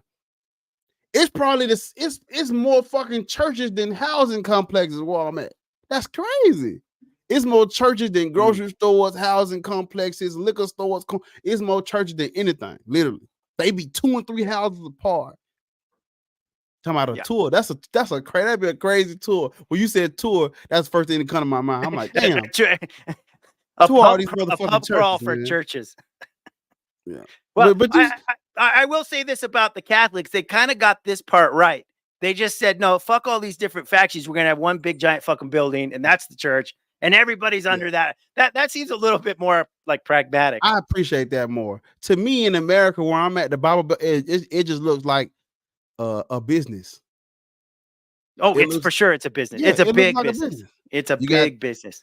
I'm talking about there, like you know how a lot of places in America they'll have the Burger King right next to the McDonald's. They have the Chick-fil-A next to another chicken place. They'll have a Smoothie King next to a tropical smoothie. It'll be That's the way the churches are. Yeah. Of course, like it's like a food court, right? Mm-hmm. You have Chinese, Mexican, gotta have a variety. Heroes, gotta shake the bag up. Yeah. You have a flavor of God for everybody. Everybody needs their own flavor. All the red Skittles at the bottom, you gotta shake harder. Yeah, you gotta shake harder. What you just did remind. You ever see that Jehovah's Witness, the Jehovah's Witness video against masturbation, where the guy gives in sign language? It's the funniest thing you'll ever watch. because he's explaining how masturbation's a sin, and the sign language for masturbation is this funny thing that he does. So he's going through this whole thing about how not to masturbate, but he's going like this in the video in the church. Oh my God, it's fucking funny as fuck. Man, these motherfuckers. So I talked to a friend of mine. Actually, I did a live recording, or in this. He came over to my house. He's an ex-Mormon, and he said to me, "Yeah, you know, he left like 10 years ago." He said, "Yeah, there was a big scandal when they found out the church had a $30 billion fund. They were building up, you know, they were an investment fund." And then I got a message from one of my followers. He said, "No, this guy's out of date. It's now $200 billion." Investment fund? Yeah. So the Mormons, you know, the Mormons are really big on tithing, and, you know, all the faithful Mormons give 10%. So they started a fund some years ago, and it just got more and more. And they probably have smart investor advisors on this, you know, managing it. Yeah. And I don't know if this is true, because somebody just told me this in a comment, but it seems reasonable. This fund's up to like $200 billion. So it caused a little scandal, because the regular people in the church were like, "Hey, that money's supposed to help the poor, do projects." And the church elders were like, no, this is our future. So then we were talking about this Amazon series, The Expanse, the science fiction series called The Expanse, where it's in the future when men are going out into the solar system. Well, in that series, the Mormons are building this giant fucking spaceship so they can go colonize a new planet and create a Mormon paradise. So that's what they're saving this. They're saving this $200 billion for, is they're going to build a big fucking spaceship and get to Mars before Elon Musk, so that they can make sure that Mars is for the Mormons. That's crazy to me. Okay, so somebody just said it's about 100 billion in assets. So I was off by a factor of 2, but still a huge amount of money. Wow, damn, it's crazy. Just totally crazy. The Mormons, I don't hear much about them. I don't know if they're super popular in fucking Memphis, Tennessee. That's probably why. Now, what do you think? Just imagine the neighborhood that you grow up in, and there's 2 pimply faced fucking just barely out of pubescent boys with ties and white shirts knocking on your fucking door. Like, what are you gonna think, right? Yeah, no, they would. Yeah, no. Yeah, no, it's crazy. It's totally crazy. But so there was a channel. I sent this guy an email because I wanted to talk to him, but obviously he ignored me. He's a black Mormon, and he was explaining how. Yeah, there's this channel, and he's a black Mormon. He was explaining how his whole family went crazy when he became a Mormon. Like, obviously, I could. I mean, I don't know if that was worse than becoming an atheist or not, but it seems like it. So, well, he still believes in Jesus, so I guess he's closer to the truth, I guess. But yeah, his story is really kind of weird, because he has this whole testimony about how God spoke to him that Mormonism was the right place to be in the true church, and all that stuff about racism. No, that's wrong, and that's propaganda, and don't listen to those people. I'm like, motherfucker, you don't know your own church history? Yeah. Like you weren't allowed in the priesthood until the 70s, and the only reason they changed was pressure from the civil rights movement. It wasn't like they really wanted to let black people in the fucking building. They were kind of pressured by the government, and then they said, "Yeah, okay, God changed his mind. I got a message. God told me that, you know, it's the same thing they did with polygamy. They wanted to be a state, and they said, yeah, we heard from God that doctrine's changed. God wants us not to only have one wife now. Can we be a state? Yeah, okay, you can be, you can be in the state." So it's all, the cat's out of the bag. It's obviously bullshit. But what's fascinating to me is that people can still self-justify that. Like, what the fuck's going on in your head? Yeah. Like, one thing, like if you're part of a black church, like in your community, you grew up in a black community or a black church, that makes at least sense. Like, I get it. But you're gonna go join the Mormons? Are you fucking insane? Like, I mean, they might as well. They already worship the white dude on them. Jesus Christ! What? I mean, that's like are you a glutton for punishment, or? Yeah, I don't know. I mean, that's just weird. That's crazy. That's crazy, man. No, it's weird. The Catholic Church actually, like, That's probably my least favorite. I don't like the Roman Catholic. I don't like Catholicism at all. I don't like. It's kind of spooky to me. I don't Mm. really know. I don't really know enough about the Mormons. I don't like that they wear short sleeve shirts with ties. I don't think that's not stylish at all. But No, yeah, that's fucked up for sure. I like gold. So the little gold plates, I let them. They'll rank. I'll put them above the Catholic Church. I don't like the Catholic Church at all. Well, I'm so just not a fan. my dad had actually told me one time, he said the Catholic Church is the most evil organization on the Yes. planet. And at the Yes. time I thought maybe he was being a little bit exaggerating, but I think he's close to the truth. Like it might not be the most evil one, but it's up there. It is definitely up there in evil. And Yeah. I don't get how people support. So my son is married to my son actually got married in the Catholic Church. He had to go through the whole thing. He doesn't believe in any of it, but his wife was Catholic. I think she's sort of a non-practicing, sort of pretend Catholic now. But her parents are hard fucking core, like really hardcore Catholics. And yeah, obviously we never talk about this shit, but I wish I could have an honest conversation with them and say, what the fuck? Like, how do you support this? How do you give money? Like they're very, very wealthy and they're leaving a shit ton of fucking money to the church. And they've supported the church their whole lives, making a lot of money, sending a lot of money. Like, how do you do that? How do you sleep at night supporting that? Mm-mm. It's just Mm-mm. gross. It's nasty. I just no. Me personally, like the black community, we can't be giving Jesus no 10%. We can't afford that. That's too much. Not every Sunday. That's too much. That's crazy that these religious organizations make all this money. And what do they got to show for it? If I had a church when we was building it, I would tell the architect, I need a whole section for the homeless and make sure they got places, the areas to eat and sleep and stuff like that, places for people to come. They didn't even put that in the blueprint of these buildings are not even designed to help. The church is supposed to be the sanctuary. Oh my goodness. Yeah, no, it's made for productions and entertainment and sucking money out of people. It's My not church, made to shelter and help. And yeah, I hear if I you. had a church, my service will last about 30 minutes. I don't have I have an hour. I got 30 minutes to preach, and I got like 4 hours to help people. You know what I'm saying? I would, if maybe I should try to start a church and just do like a fake preacher. I mean, the preachers do it. Shit, why I can't fake it? It wouldn't Well, be you for could. profit. It wouldn't be for profit. I would literally be doing what they should be doing. I start a fucking church, build it from the ground up, get investors, get everybody to pay tithes and offering, and just help motherfuckers. The doors are always open. There's organizations you can join and get ordained. Like I think the Flying Spaghetti Monster Church actually has that. You can get ordained and have a 501(c) nonprofit and have a church that isn't religious.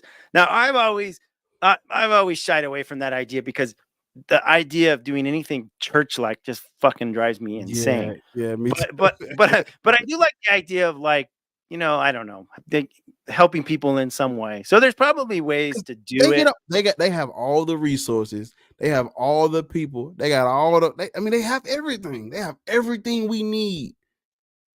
And they tax-free. And what are they like? I feel like it should be that organization's responsibility given what they're preaching. I can see if y'all would just say, hey, we just need money to keep the lights on in here and for me to get a private jet.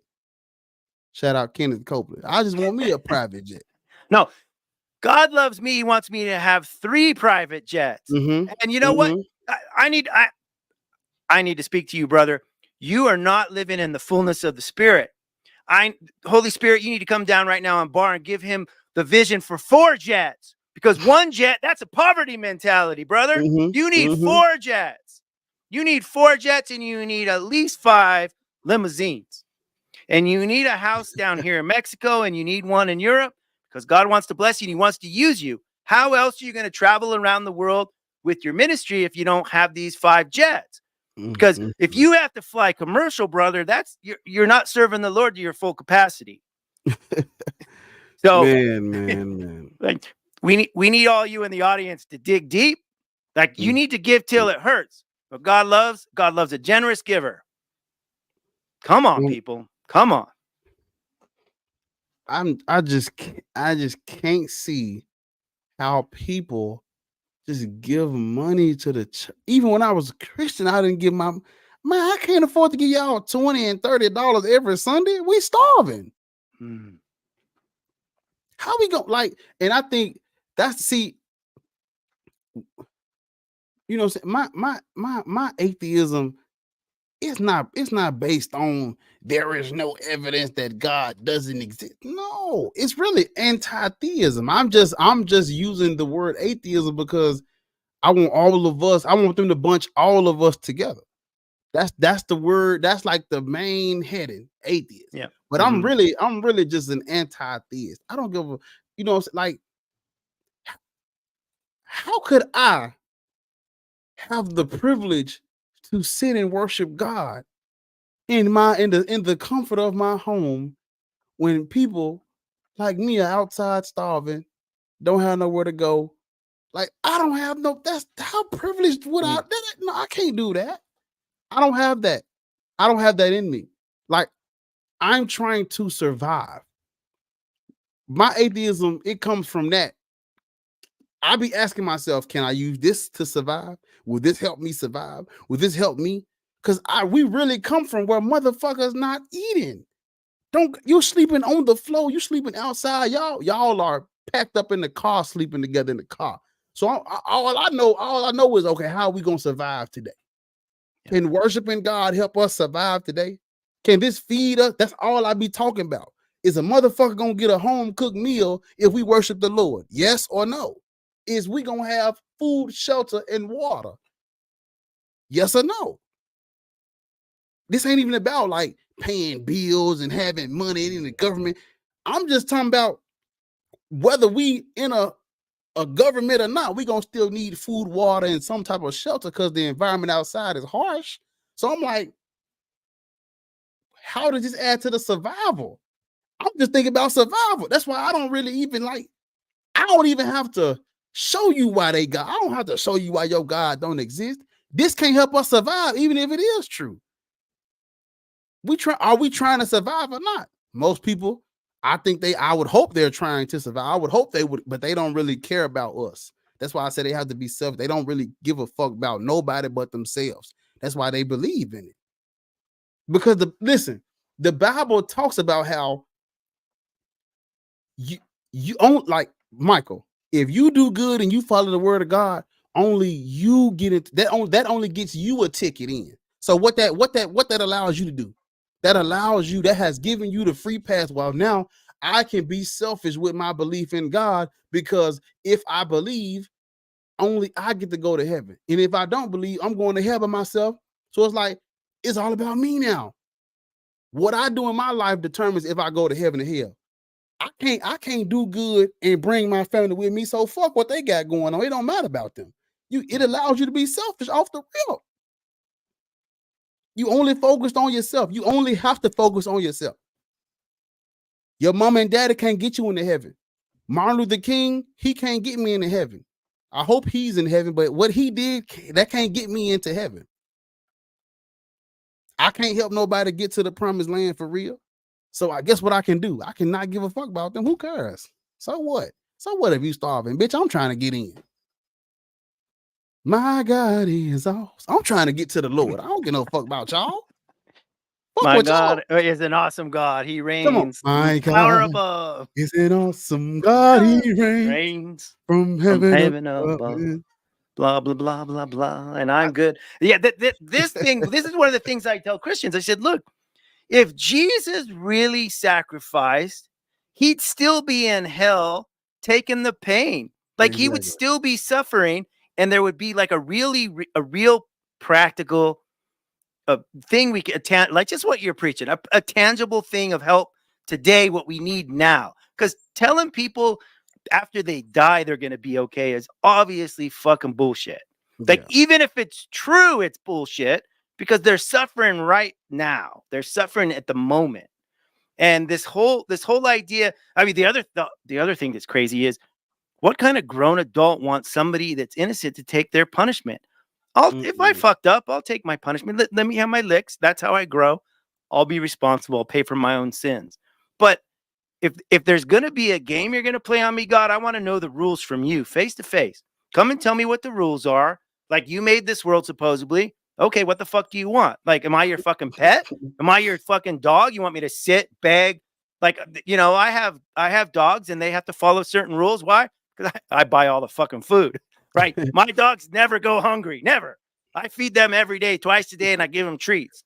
And they sleep with me in my bed. They're fucking little princesses and princes.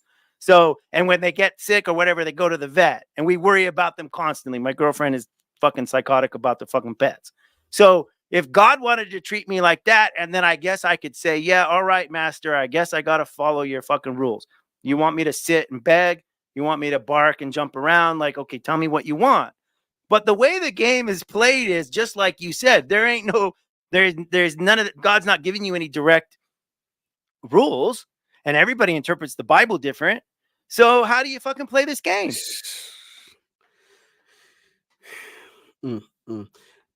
So they say Jesus died for our sins, but we have to accept like the gift that he's given us. But I'm like, if you paid the bill already, there's nothing for me to do but just sit back and relax. I could just eat my food and then go home, but they say no, you gotta accept it. Okay, well, how do I accept it? Well, you gotta live your whole life. No, I'm still on the thing. You gotta live your whole life worshiping and praising him. But I'm like, wait a minute. If he already paid the price, why do I have to do more work? Why? What is? I'm not. If I pay for your lunch, or if I pay for somebody's lunch, if I pay for your lunch, all you got to do is eat it. You can't say, no, I don't want him to pay. He already bought it and he left the store. You can't, it's nothing you could do but eat the lunch. That he knew what you wanted. He ordered it, bought it, paid for it. That just eat it. You gonna say no? Hand it to me then. I'm hungry. Hand it to me. I'll eat it right here. But don't tell me, hey, look, yeah, he paid for your meal, but you still gotta go in the kitchen and cook it yourself. He paid for it, but you gotta cook it, huh? That is what? How you gonna die for some shit I still gotta work for? Jesus died so I can get into heaven. What he died for my sins, so now I'm forgiven. So I'm good, right? No, I'm not. There's still sin in the world. How you gonna like this motherfucker, if it exists, flooded the whole world because it was sin in it. Then brought all this shit back with sin in it. Then sent his son to die because of the sins. And it's still like, clearly God loves sin. He loves sin so much. He's doing all this work to get rid of sin, but still allowing it, still having it present. It's almost like he likes it, like he's a sadist. He's getting off on this pain because he made it that way. I don't see how you could say anything else if you just look at history and all the suffering and all the things that people have gone through. That if God made it that way, he must have wanted it that way, and he must really enjoy suffering. And there's actually Christians, like specifically Calvinists, who that's what they believe. They believe God made most people to go to hell. And even other Christians find that theology pretty sick, but their own theology isn't very far from that. And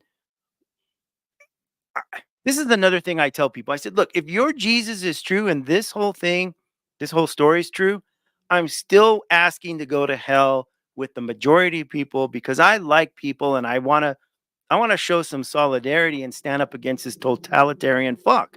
Because I don't want to be his puppet. I don't want to be a mindless robot in heaven where there's no, you know what I'm saying? Like, the real me knows what pain and suffering is like. I have people that I love and care about that I'm gonna miss. Don't send me to heaven where I won't even know who they are anymore.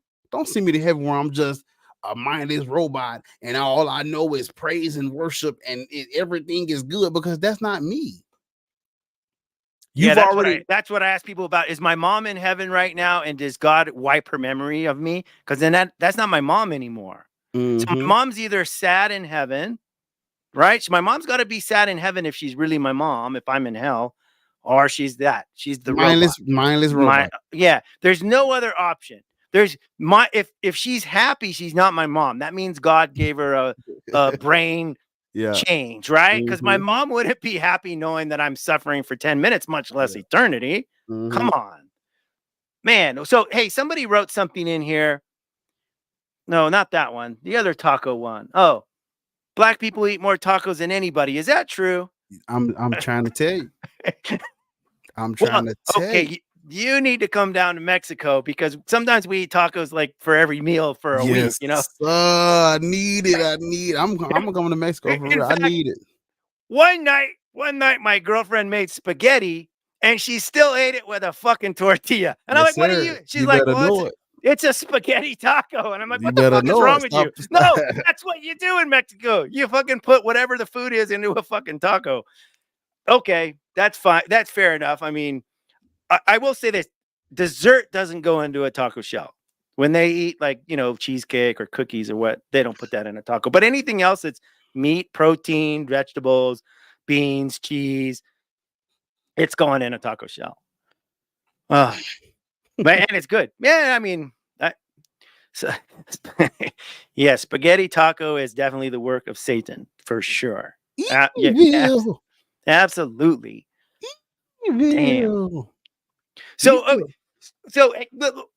let's take this to a serious point, if you don't mind. Now, if you're getting too tired, you don't want to talk about this, just we can change the subject again. But I want to hear your honest opinion about something that's an uncomfortable topic for me.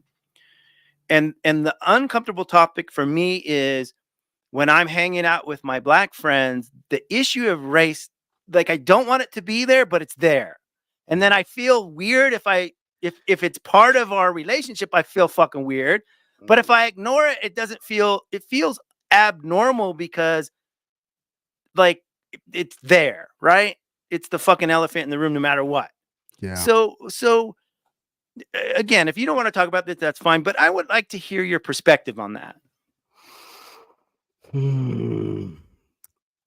So growing up, I was like, you ever seen Hannah Montana or Miley Cyrus? I fucking masturbated to her after she got old enough to tweak or twerk or whatever the fuck. Yeah, of course. Just want to be clear. Not when she was prepubescent on fucking Disney, right? When she was kissing Madonna, she was fair game. Yeah, okay.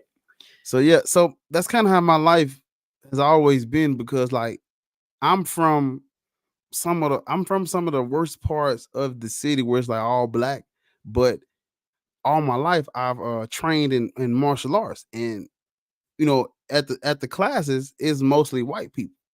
A lot of places where I eat, a lot of my coaches were, all of my coaches except one were white. Most of my friends on the martial arts side were white, and most of my friends on the neighborhood side, all those black. And it's sort of like one thing, like for me, one thing I can appreciate about my coaches is like they was the most redneck backwater, like they was white, pale white, turned pink and blue white. And it's like they never, like, they didn't treat me like I was the only black kid. They didn't treat me like that. They treated me like everybody else. It was like we would go out to eat and I was the only black dude there. And it was kind of like they didn't make me feel weird. I felt right at home, even though I was the only white dude in the whole, I was the only black dude in the whole restaurant. They treated me like I was family. They never really brought up the race, but you could tell that they knew it was like, it was there. They would call they would help me, and it wouldn't be like, oh, they helping me because I'm black, or they doing this for me because I'm black. It was more so like, you know what I'm saying? Yes, I'm black, but they see I work hard, and they see I'm putting the work on the mat like everybody else, and they didn't treat me like a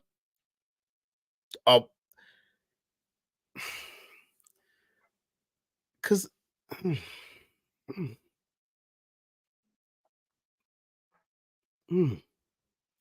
I really don't know this topic, because this one of them topics where it's like it is the elephant in the room. Just like I'm sitting here talking to you now. You know, you white, I'm black, and we see that, but it's like we can get along and care about each other and show, you know, we can have each other back and still say, I see you sitting there as a white dude, and you see me sitting here as a black dude, and we know what done happened. We ain't gotta act like it didn't happen. We ain't gotta act like we don't know what's going on. We know what's going on. We know what's happening. We see it.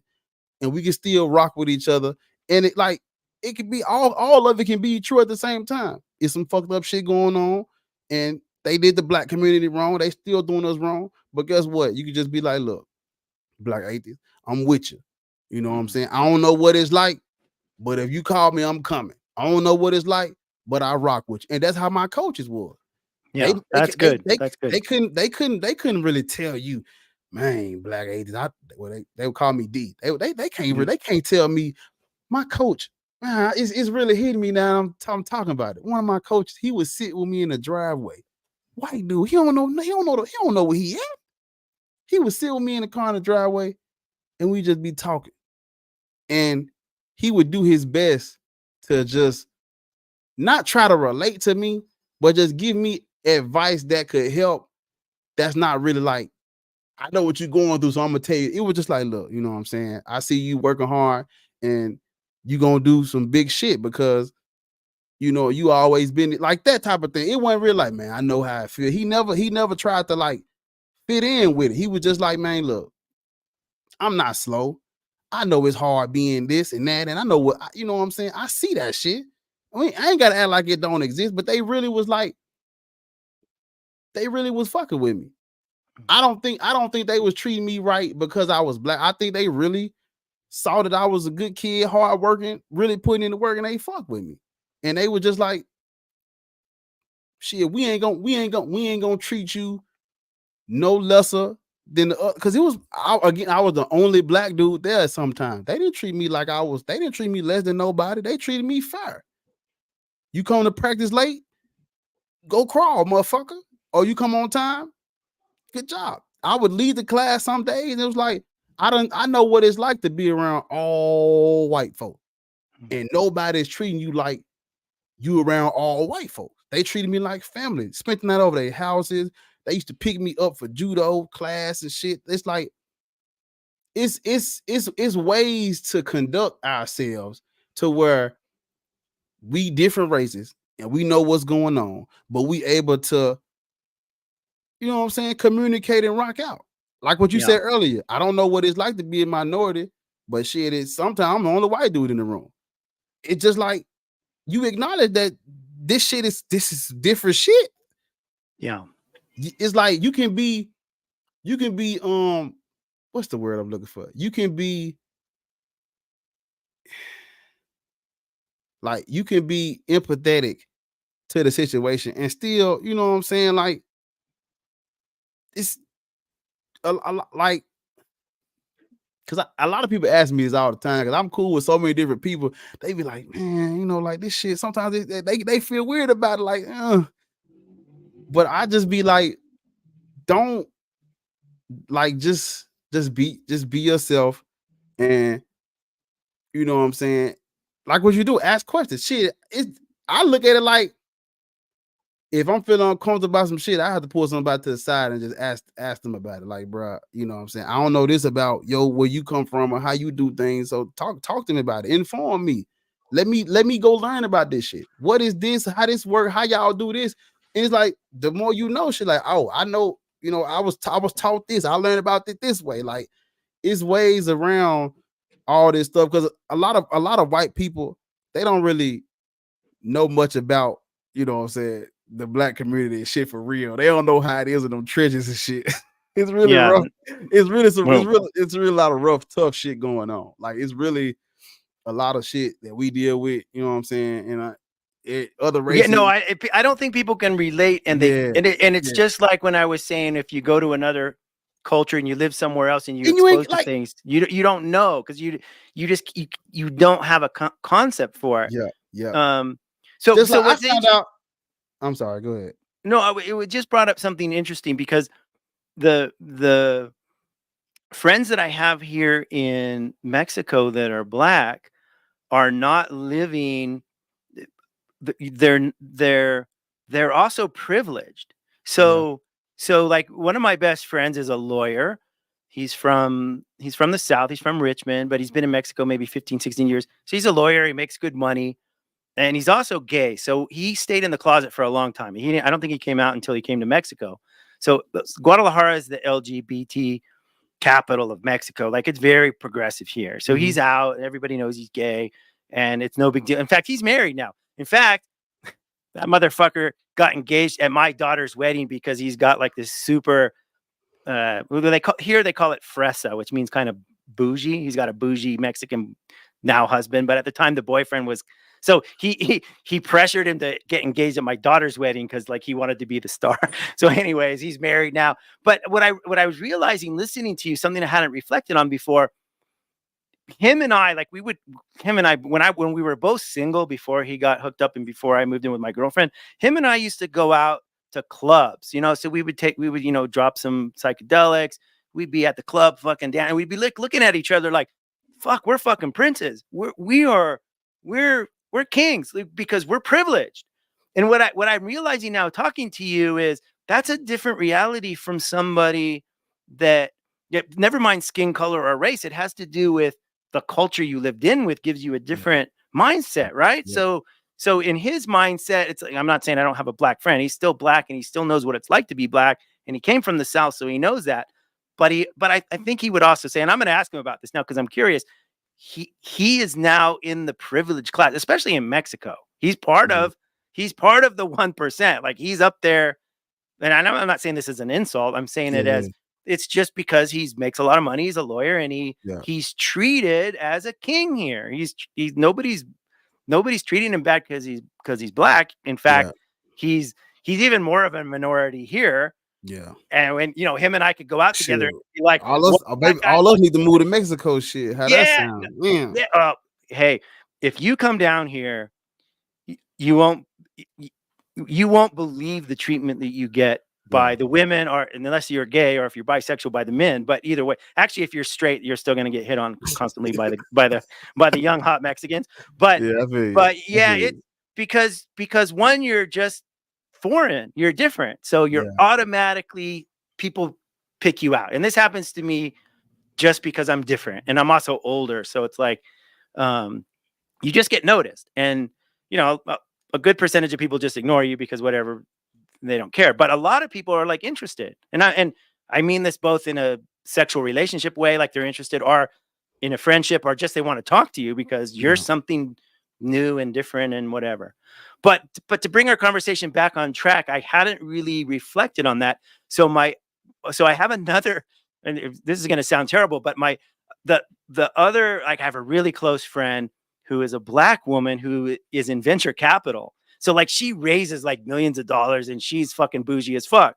So she also knows what it's like to be a black American. But when she came to Mexico, guess what? She's living in the fucking upper stories of a luxury apartment and her life is fucking luxury. So my relationship with her is obviously different than it would be with somebody that really struggled, that really knows what it's like to be in that disadvantaged place of being a minority, or being somebody that had to really fight through growing up in a place where it's not just suffering from racism, it's suffering from poverty or lack of education or lack of support. And this is to turn it back into the church thing. This is where the church gives this false message because they're sucking away the potential for shit that's bullshit, instead of what they should be preaching is you need a good, strong education. You need good morals and ethics, not because, whatever, smoking a joint is bad or drinking a beer. Fuck the sin part of it. It's not that. It's you need to have a structured environment so that you can fucking succeed. Healthy mind, healthy body, like what you were saying with the martial arts. You're not going to be good at martial arts if you show up once a month, right? Yeah. Yeah. Right. So that's the ethic that the church, if the church was teaching that, then people could rely on their own self and their community to grow into the potential that that's there. See, something like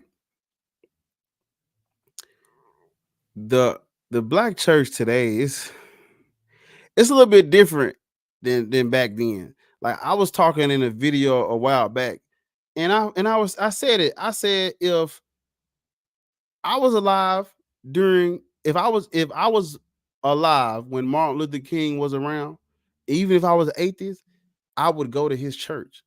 And it wouldn't really about his religious teachings. It was more so about what he was preaching about us, the group. And it's like, I don't really see too many pastors today talking about that, talking about the black community, you know what I'm saying, coming together. They preaching sermons about bullshit that ain't really, it could be okay. It could be some cool, some smooth shit that'll work, for some people, but they don't really talk about us as a group, as a whole. All of us banding together. They don't talk like that. I ain't seen them. These preachers ain't nothing like how Martin Luther King was. They ain't nothing like how Malcolm X was. I would go to church if a pastor was talking like how they were talking about us coming together and shit, about us really being united. It's like they talk like they trying to sell me some individually. They don't be it don't really feel like they talking to all of us. You know what I'm saying? It's like you can be religious and still be, you know what I'm saying, for the black community and whatever, but why would they give a fuck about the state of us for real if they believe we go to a better place after we die? Which goes back to the point I was talking about them being desensitized to this shit. It's like ain't no urgency for real with the black church, and ain't no urgency for real. They not really like, they not like that with it. It's like, well, heaven. Yeah, it's all going to be okay in the end. That's the It's fucking all lie. gonna be okay in the end. That is the most destructive lie. It's all going to be okay in the end. So yeah, there's injustice. Yeah, you're suffering, but it's all, Jesus is going to make it all better, and you don't need to worry because Jesus is going to take care of you like you're a little fucking baby, and that takes away the motivation. That sucks away your motivation to try when you're constantly told that it's always going to be okay in the end. Don't worry about it. It's going to be okay when you're dead. Think about how fucked that up. That's a really fucked up message. Yeah, they like to sing about how they sing about going to a better place after they die at church. They go into a house. They sing about shit like they go into a house that's not built by man's hands. They talking about the house with the Lord. Black folks think they going to the home. They going home to their Savior in the sky. They going to the house that the Lord built. But it's like, how does that help us now? The state that we in now, for real. I just told you they was arguing outside. I just watched as two black dudes was about to shoot each other right outside my window. Wow. Literally right for like, it was like 8:30. You know how many times people have told me, how could you go to Mexico? It's so dangerous. Yeah. Jesus, that's what took me so Christ. long to come to the backstage part. I was supposed to be here at like 8:50. I'm trying to see if they finna shoot or not. Jesus. It's really like that. And it's like, what does the church have this? Like, how can the church help them for real? Help us with that. But they don't talk about that for real. They talking about some other shit. They pass their plate around, but we got motherfuckers in mass doing this. We got serious shit to work through. Serious problems that need to be fixed. That somebody need to be trying to say something. And I can say it all day long, but the church is like, they got all the hope. They got all the black money. They got all the black people. That's where we at. That's where all of us at. They supposed to be like, I'm telling you, if I had a church following for real, hundreds and thousands and millions of motherfuckers coming to my church, I'd be trying to get them on board with this. Like, hey, look, we not leaving this building until we put shit in place to help these young folks, help these people, help. Let's get the community, let's get it going. Let's find a way. We need to write something down, put something in paper before we leave. We need to have a plan of action. And we lock the church doors. Deacons don't let nobody out until we all come together. Can't nobody go home if all of us ain't got no home. Can't nobody eat if all of us ain't eating. You can't go home and feel safe in the suburbs if like we can band together for real. How come we can't? Who said we can't? You know what I'm saying? Who said we can't do it like that? That's how my church would be. I had the doors like, don't come in if you ain't ready to stay in and get on the same page. Real talk.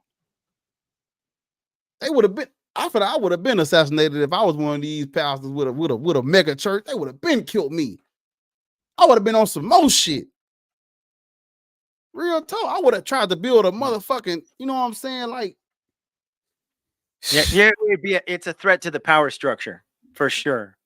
man. So this brings up a question when you were talking about Malcolm X and Martin Luther King and you know the real great speakers that and the ones that like everybody gravitated. You couldn't. I mean, you can still go back on YouTube and look up old speeches and there's something there. Do you think that the saturation of social media and there's just so much fucking shit coming at us that anybody that has that potential just gets drowned out? Or is there just nobody that can do it anymore? Nobody wants to. It's not. It's people ain't slow. If you look at all of our, you know what I'm saying, great leaders or people that really had influence and pull that was really trying to get us together, they killed them all. All of them people are dead. Those people get out of the picture quick. You can't be that rich and famous and popular. You can't have that type of pull and be talking about everybody of every race banding together. You get assassinated quick. They get you out of the picture. Something's gonna happen to you. Something's gonna go on to where they're gonna send you hey, look, you better stop for your family get got. You better stop for you get got. No, you can't do that. You can't do that for real. It'll take because who's doing it now? Ain't nobody, because if everybody who okay. Let somebody with a real influence and power try to talk like that, they're gonna get killed. For real. You die when you do shit like that. Look throughout history. Everybody that tried, that wanted to talk about banding together, that wanted to talk about like freeing your mind and really, you know what I'm saying, being liberated, really having murder. Killed, assassinated, overdose, drugs, something gonna happen to them. They're gonna find a way to get them. Yeah, the power structures always need a boogeyman out there. Who you think killed Martin Luther King? Who you think killed him? Like, it's already out there that the who the guy that the sniper? No, whoever that guy was, that ain't why he got killed. So it's like, it ain't that people can't do it, because people clearly can do it. But today it's easy to it is easy to drown them out. And like with the social media, you know what I'm saying, they could make anybody they want look famous. They can make they can give these platforms, make anybody look, you know what I'm saying? They can put anybody in front of you, throw anybody in front of you, shit. Just like with our music, you know what I'm saying? Like, you got to be talking about murdering, killing, shaking ass.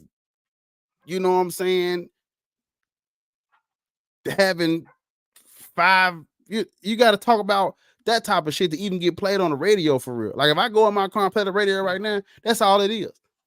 Guns, drugs, murder, and sleeping with 50 people in one night. That's all it is.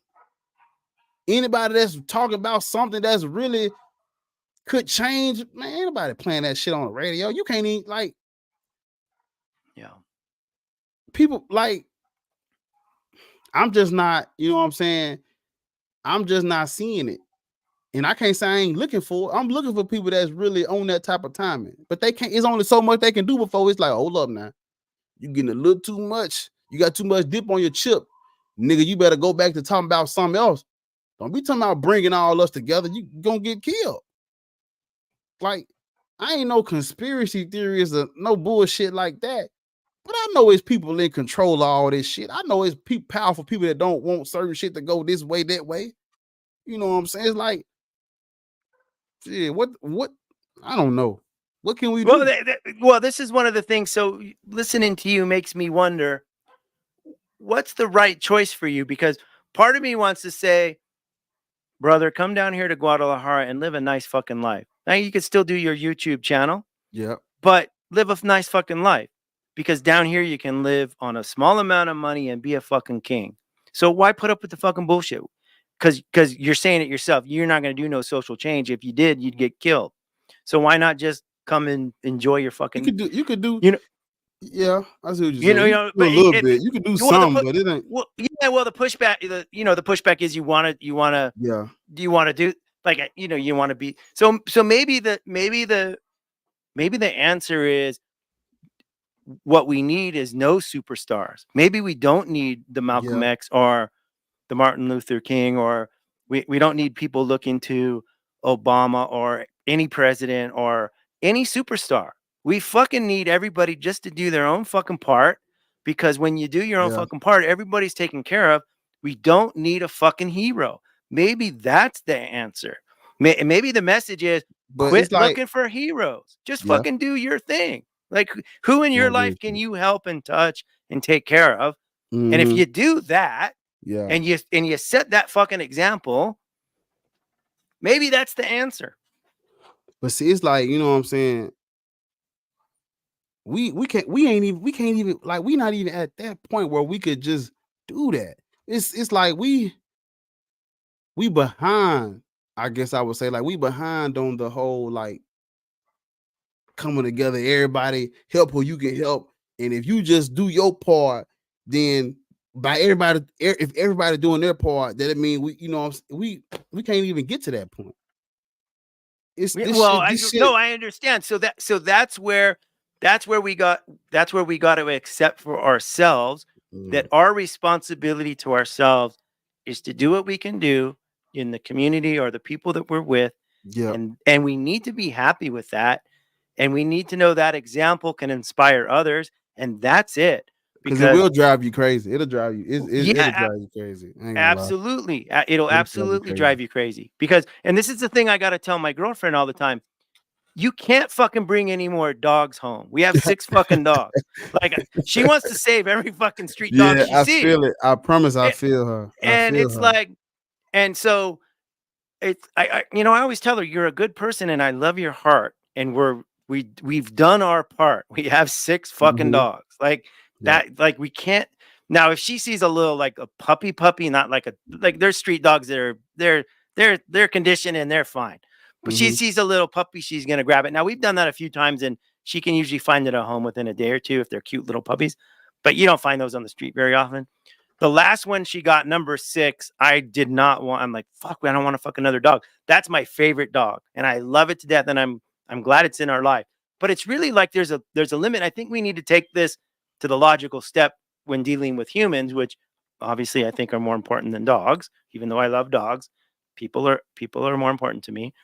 Is we take care of the people that are in our lives or that come into our lives through serendipity, randomness, or through relationships. And we set an example of how we think we can care for each other. And even just you and I talking, it's like we can get beyond our different backgrounds and our different cultures and our different perspectives. And we can talk and we can help each other, and we can and then we can encourage each other. Hey, let's try to help. Let's try to help the next person. There's got to be some, somebody kind of leaving the church, and like you said, you're fucking alone. Like I wasn't, obviously I wasn't in the black church, but the white church treated me the same fucking way. I was Yeah. person non grata. Yeah. I had friends for years that when I announced I was an atheist, those motherfuckers didn't even send me a goodbye text. They didn't even say, I'm praying for you. I hope you're okay. They just fucking done. Not even a goodbye. And that was a hard fucking pill to swallow. Like, these people were my fucking friends for years. Like, I eat at their house. I was part of their families. And they're not even going to say, I think you're making a bad choice, but I still care about you. And, I would still share my sandwich with you. No, those motherfuckers didn't even, nothing. Ghosted completely. And that taught me a valuable lesson for sure. And it's a mistake I'll never fucking make again. That's for sure too. Because I know my atheist friends are my skeptical. I have friends that are maybe somewhat quasi believe in shit, but they're not churchgoers. Yeah. I can call those people and say, hey, I need a fucking sandwich, or I need one of your tacos. And they'd be like, yeah, can I send an Uber? You need me to come? Like, I'm here for you. So that's what I need. And it doesn't matter. Like, if I did some weird life change, it wouldn't be like, oh, I can't talk to you anymore. No, like, I don't need friends like that. Well, in my thing is that, what I'm saying, I wish we could be, more cool with religious people, but it's like they won't get past that shit. The real religious people, that's real diehard religious people, you can't even really deal with them for real. It's like you got to just, like, how could I even, what I'm saying? Like, I don't, cause I can't, me personally, I can't associate with them people like that on a serious level. Like, if you call me at 3:00 in the morning, I can't treat them like that. No, yeah, no, me neither. No. It's just how they carry themselves, how they act, how they treat people, how they talk to. No. Most people that's religious, they just, I don't know. I can't deal with them. You said your son is married to a Catholic. I couldn't do it. Yeah, well, I mean, when they're high school sweethearts, so when they got married, when they started dating, he was still hardcore evangelical Christian, as was I. Yeah. So that was the environment that he grew up in and I grew up in. Over time, they both became unchurched, so there's nothing churchy about their thing. And then both of his younger sisters are both atheists. Like, we're atheists. Like, they left the church and they have nothing anymore to do. Now, it's funny. So my middle daughter, before she went, so she's the one that just graduated from in Austin at Texas Law. She's studying for the bar right now.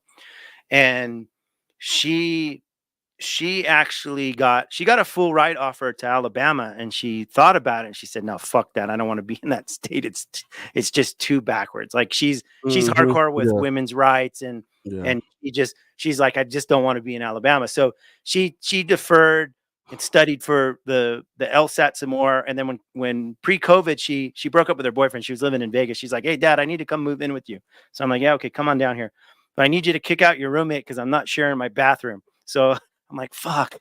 So anyways, we worked it out. We got a new apartment, and she was here a couple months in Mexico when she met a young Mexican guy, and they both lied about their ages. She lied down and he lied up, and they were together. Then they got married.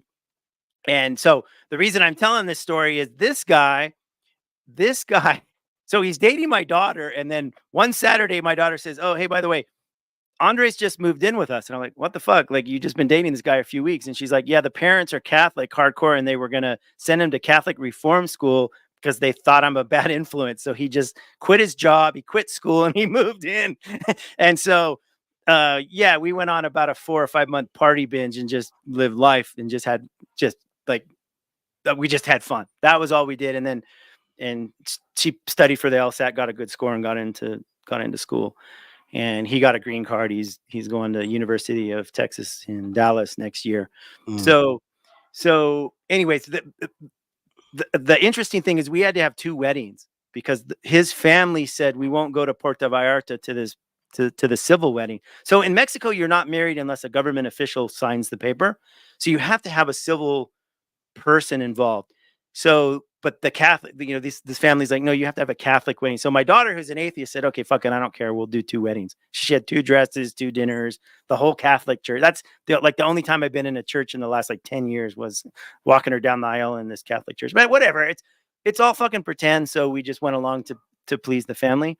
But on that same topic, I tried to get my son-in-law to come on live stream with me because I wanted to talk, and he said, no, I can't go public with my struggles. I don't want to go. I don't want to be public. So he's not in any sense like, I mean, I've gone out and partied and done drugs with this guy. He's like zero Catholic in terms of practice, but he's still got some of the baggage and shit, Yeah. So, but my other daughter married an atheist, 100% atheist. And so it's like, going back to what you were saying, it's not that I want to be mean to religious people or anything. It's just there's just no way to relate. Like I can't, and they wouldn't want to be around me either. I say too many bad words. They wouldn't be around. Yeah, I feel you on that 100%. That's kind of how I feel. It's not really like I wouldn't be cool with them. It's just like, how could they even? How could I relate to them on a serious? I'm not talking about like just casual. What's up? How you doing? I'm talking about like we're friends, like friends. I couldn't see myself doing it because I wouldn't take him serious. I spend most of my time talking deep shit about what you care the most about. No, I wouldn't even ask you. I wouldn't ask you to put your make believe in that type of position. You can choose your make believe over me. If you have a relationship with a pretend person and you're using that as a standard, it's really hard to have an honest relationship with somebody that's in that point when you realize it's all pretend. Now, when you both are pretending, then you can just pretend that you're both pretending, right? It's like, oh yeah, what did Jesus tell you? Oh, he said I wouldn't want a a religious girlfriend or nothing like that because what's she gonna tell my kids? Oh yeah, you don't want to fall in that trap. That's for sure. I can't let you do that not to the babies. No, and I wouldn't want to put a religious person in a position where it's like you the only religious person in your immediate family, all your kids and your I wouldn't put nobody in that position. So I wouldn't even. No, this is hard for people that deconstruct and they come out of Christianity, but they were married and they have young kids. This is hard for them because now they're like, I have to be honest and real. Like, I don't believe no more. And the wife or the husband's like, oh my God. And then what about the kids? And it's like that. Yeah, that's a tough one. I didn't have to deal with that, fortunately. I feel like if one of them want to keep their religion and the other don't, just tell the kids both and see how it turn out. Give them the honest.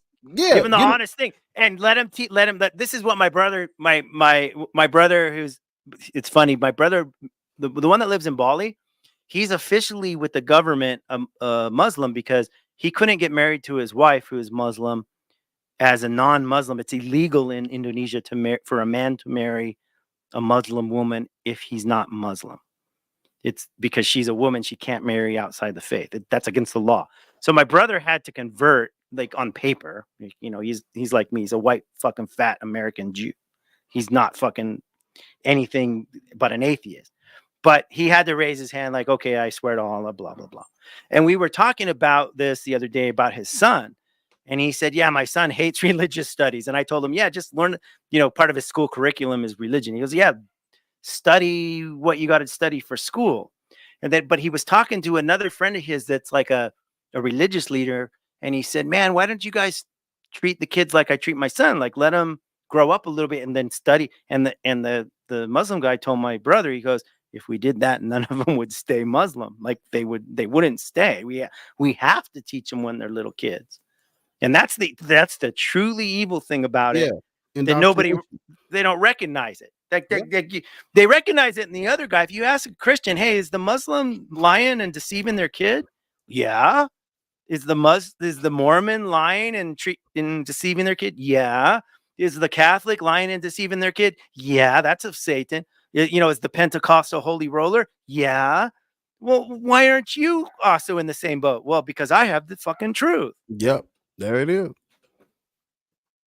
Come on. That's when you can't recognize that, and I understand it because I didn't recognize it when I was fucking taking my kids to Sunday school. I thought I was doing the right thing.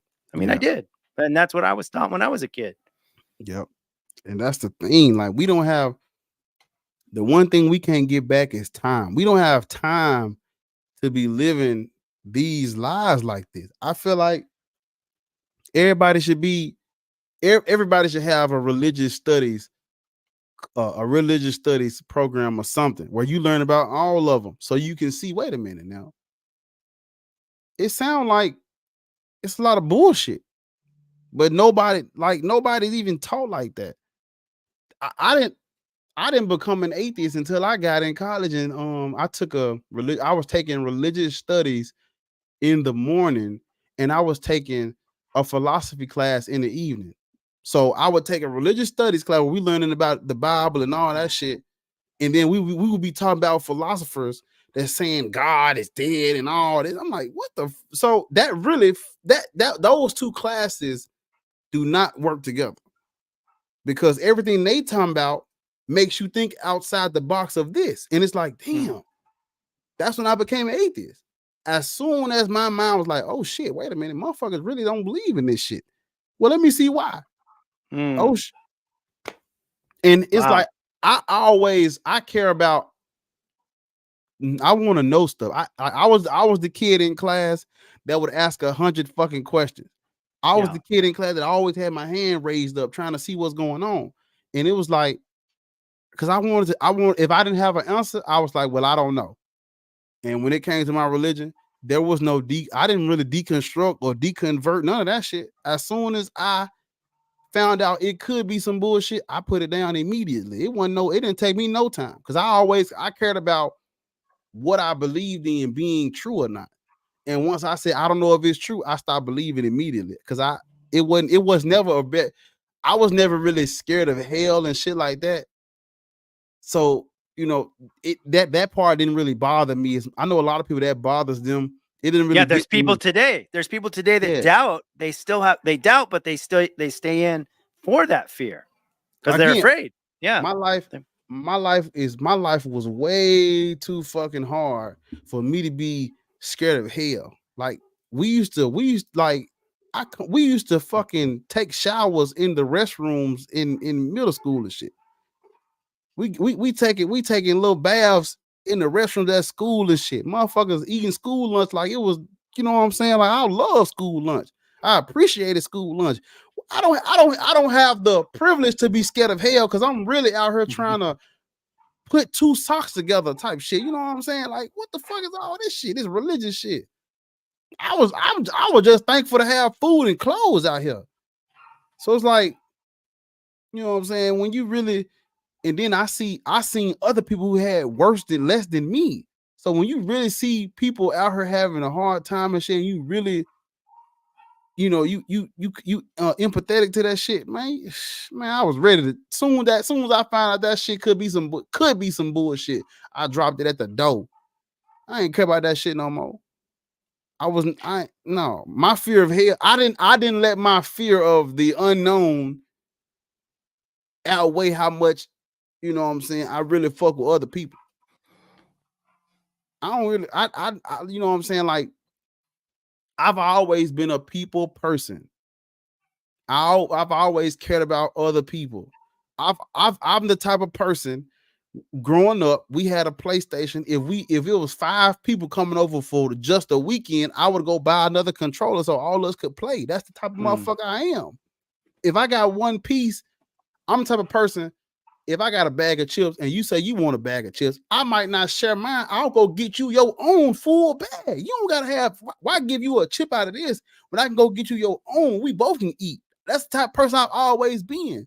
So when it comes to my belief in God and shit like that, man, look, how can this benefit my whole group? That's how I talk. I want something Yeah. that works for all. Don't give me nothing that I can't take home and feed motherfuckers with. Don't give me nothing I can't give to the group behind me because motherfuckers really need shit. How do you feel this grew in you? Was there some influence, or is it just kind of that's your personality? The struggle is real. This shit for real. Like it ain't Mm, no game. This shit yeah, really serious out here. yeah. Like I wouldn't wish this shit on nobody. It just I don't know what it is. I don't know. No, I mean, it's good. And it would be I don't know great if what there it was is. more. Would it be great if there was more people like you that had that same thing? And I think there's I guess my questioning is it, you know, if this just came about, you know, your special genetics, the randomness of fucking serendipity that that you grew into the type of man that would feel that way, as No opposed idea. to letting the struggle turn you, like so many people. The struggle turned them to a place where I'm gonna fucking get my own, and Okay. I'm gonna let you preach for a minute while I go silence my chihuahuas. I'll be right back. I grew up with my grandparents. You know what I'm saying? We we ate. I grew up where we ate breakfast together. You know what I'm saying? We went outside together. We walked together. My grandma had a garden. We was out in the garden. We did everything together. I come from where with the family. You know what I'm saying? I'm a family man. I'm a family person. I'm a people person. I'm the type of person. I could be a millionaire. I'm gonna go home and make a pallet in my mama front room with my brothers and sisters. Invite everybody. Hey, my mama used to ask me, what you want for your birthday? All I used to tell her was, ask everybody to come over. I don't want no gifts. I don't need nothing. Just tell everybody to come over. You cook some rotel, which is just a little cheese dip with the ground beef, and cook some rotel, and give me, when you make me a cake or buy me a cake from the store, just let me get my name. That's all I ask for. Tell everybody to come over. It ain't a party. I just want to see everybody. And she just cooked. That's all I ask for on my birthdays. I ask for the same thing every year. What do you want? I don't want nothing. Just tell everybody to come over and cook something to eat, and give me a little $20 cake from Kroger and just cut my name out. That's all I've ever asked for. Even when we was in school and I needed shoes, I would be like, Mama, I don't need no shoes. Just as long as you get everybody else some shoes, I'm straight. That's just always been me. And I think it come from like my grandparents raised me. I never seen. I haven't. I'm not used to being. I'm not a solo person. I've never did nothing alone. I've never been on my own, independent. I've always had a family. So it's like growing up like. And then my grandparents, they was, you know what I'm saying. My grandparents they had a decent living. They had an upstairs, downstairs. I had a room in the basement because I used to live in Chicago. I had a room in the basement, had a room upstairs. And we ate lunch together, breakfast, dinner. So I was like, I seen that. And then when I came to Memphis with my mama, it was like, mama them really, you know what I'm saying? They ain't having it like that. So it just like, I took that from Chicago and brought it with me to Memphis. It's like, I just cared about my folk. You know what I'm saying? I want everybody to have something to eat. I want everybody to have somewhere to stay. Everybody to have somewhere to sleep. Everybody to have decent clothes and jackets, and you know what I'm saying? That just always been me. I've never been a selfish person or selfish, closed-minded, arrogant. It's all about me, me, me, me. That's never been me. It's never gonna be me. And I can't change. I be trying to be selfish and I can't do that shit. Nope. If you ask me for something, I'm going to get it. And if I can't get it, I'm gonna find somebody that can get it. That's just always been me. You know what I'm saying? Because I like to see other people, have things, have a good time and shit. That's just always been me. Like, I remember this one time, there was this dude who was like, I think his mom passed away. They was like, he never smiled, never laughed, and shit like that. Man, I went over there and talked to that motherfucker for 10 minutes. He bust out laughing. The whole room just stirred like, the hell? How the fuck you do that? That motherfucker never. I just was talking to him. He never laughed, never smiled. He just always he over there giggling. And I all I remember was I just walked up to him and I smiled and was just talking to him. He just bust out laughing. That's just how type of person I am. I like to see other people, you know what I'm saying, happy, smiling, feeling good. Not no fake shit where they put like a fake smile, but I'm really trying to see, is you straight? Is you okay? Do you need some type of shit? Like that's the type of shit I be on. And so all that's just who I am anyway. But with the religion shit, man, I wish we could talk about other things. I wish we could, me and you could be talking about, I could talk about tacos all fucking night. I love tacos. But if we talking about tacos, who gonna be talking about this? We gotta do this. We ain't got no other choice. Because how, like in the black community, how we gonna get you to care about all these problems we got if your first thought is heaven, like I gotta get that off of you first. Then you gonna start giving a fuck about this other shit more. It takes away a fatalistic attitude people have because it's all taken care of in the end. And that how can we bottle what you have and kind of spread it around? How can we get this? I'm trying. Well, no, I know you're trying, and it's contagious. Oh, no. So yeah, I only had to listen to you for the first time for 5 minutes or less, and I knew I liked you. You were a good person, and I wanted to fucking hear what you had to say. And that's obvious, right? So it's obvious. So I guess it goes back to you can just keep being you, and that's what makes the world a better place. And hopefully some other person and maybe a lot of other people see you and your example, and they say, "Fuck, I want to do that too." I don't need a divine commandment. Nope. I don't need a preacher to tell me. I just want to be the kind of person that Black Atheist Rants is. That this motherfucker has a message. I want to emulate and be like it because I can tell he's happy and he's a good person, and I can tell people have his back because he's got other people's backs, and then that it creates a circle. Yeah, I mean, there's tell me this. This is true. This is true in the white suburban married community. People are lonely as fuck. Is this true in the Black community too? Like everybody acts like go to church and they act all half fucking happy, and they're lonely and they're depressed and they can't admit it. Like they can't come out and say, Jesus Christ, this life is not what I wanted. And I fucking, like I'm not happy with my wife and my kids are driving me crazy and I hate my fucking job and I'm unhappy. Like they can't say that because it defeats this whole Jesus is woohoo, right? This is one of the biggest lies in Christianity, that these motherfuckers are happy and satisfied. And this is the same in your experience, you think? I mean, do you identify with this? Well, see, Black people, I'm gonna tell you something. Black people are strong, man. They can go through a lot, and it's like, damn, how the fuck are you doing? How are you still keeping on? Like they use religion, but like when they go to church, that's basically just like,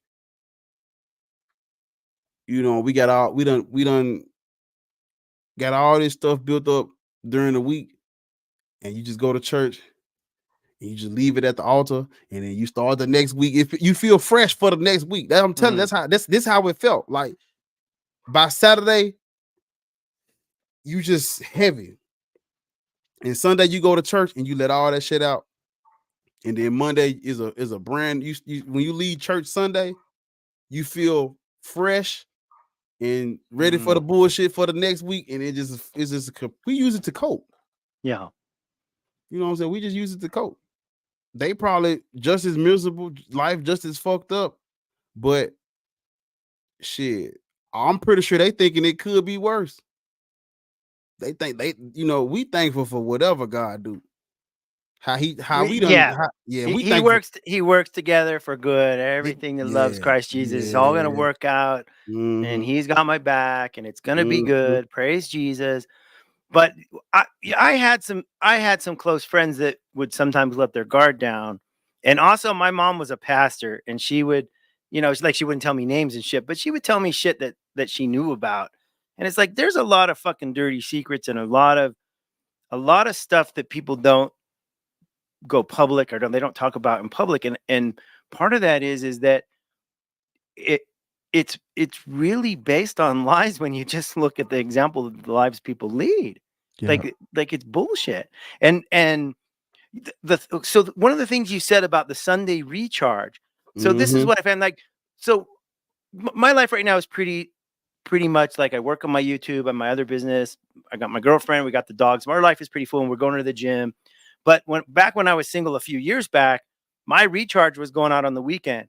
So we do psychedelics and go to the techno club. And that was the recharge. And what I found is this holy Jesus, you know, I feel the spirit and I love you, Lord, and I lift my hands and I, you know, all that stuff, all that serotonin, all that chemicals, got that same fucking shit doing dropping acid and going to the techno club. And I realized you fuckers were lying to me. It wasn't the Holy Spirit. It was a chemical reaction that I can get at a dirty club with a bunch of friends and, you know, flirting with girls and dropping some drugs. And I get the same thing. And when I remember it on like a Monday or Tuesday, I'm at work, I think, fuck, I had a great fucking time on Sunday. And next Sunday night or next Saturday, I'm going to fucking do it again. And I'm going to be with my friends and life is going to be fucking amazing. And that serotonin and those endorphins, it recharges you through the week. And you're like, fuck. And I realize it's just this, you guys are playing the same fucking game. If Christianity was true, you'd expect it to be different. You'd expect, you know what I would expect if Christianity was true? I'd expect people that were married 20 or 30 years to be even more in love and have the greatest sex and the greatest adventures and the greatest wonderful, and the friendships would be great and everything would be fucking amazing because you've put in the time and God's like blessing you. But that's not what fucking happens. Come on. Yeah. Let's be real. That's not Christianity. No, you're fucking struggling to keep your head above water. Yeah. What? Come on. The Sunday recharge. I like that. The Sunday recharge. Yep. That's exactly what it is. And what you said is true. That same feeling they get from church, the same feeling I got from church, man, I get that shit from watching The Lion King. The Lion King is one of my favorite movies of all time. And I get the same feeling from the same feeling they got from church. I get that shit from watching The Lion King. A movie does that to me. Yeah. When I rap on these beats, I get the same feeling. I have a song that me and my bro, we about to drop a whole album. It's a song on this fucking shit. I be shedding real tears listening to this shit. Yeah. Like sometimes when I listen to my other music that I'm like sitting here like in awe, like, man, this shit is amazing. I'm an atheist listening to an atheist rap about the shit that I think about all day. I think it's like I get the same feeling from my music. So it's like it can't be no Holy Spirit. Yeah. Oh, the devil tempted me the same way. How does this shit feel the same as when God do it? Come on now. Yeah, it's the only way that's true is if God wants you to be deceived and he's a trickster God, and then he's just a bigger fuck. He's a bigger asshole if that were true. You know, because it's the same thing if when you talk to a Hindu or a Muslim or any other faith, they have the same stories of joy and the Holy Spirit or whatever they call it. What in the bosom, the burning bosom is what the Mormons say. Everybody got a testimony. Everybody has a testimony. And when I found out that the testimony and the feeling, so one of the first things I did when I was down, I went on a camping trip with my roommate and a bunch of his friends out in the way out of the city. And we camped out in the middle of nowhere.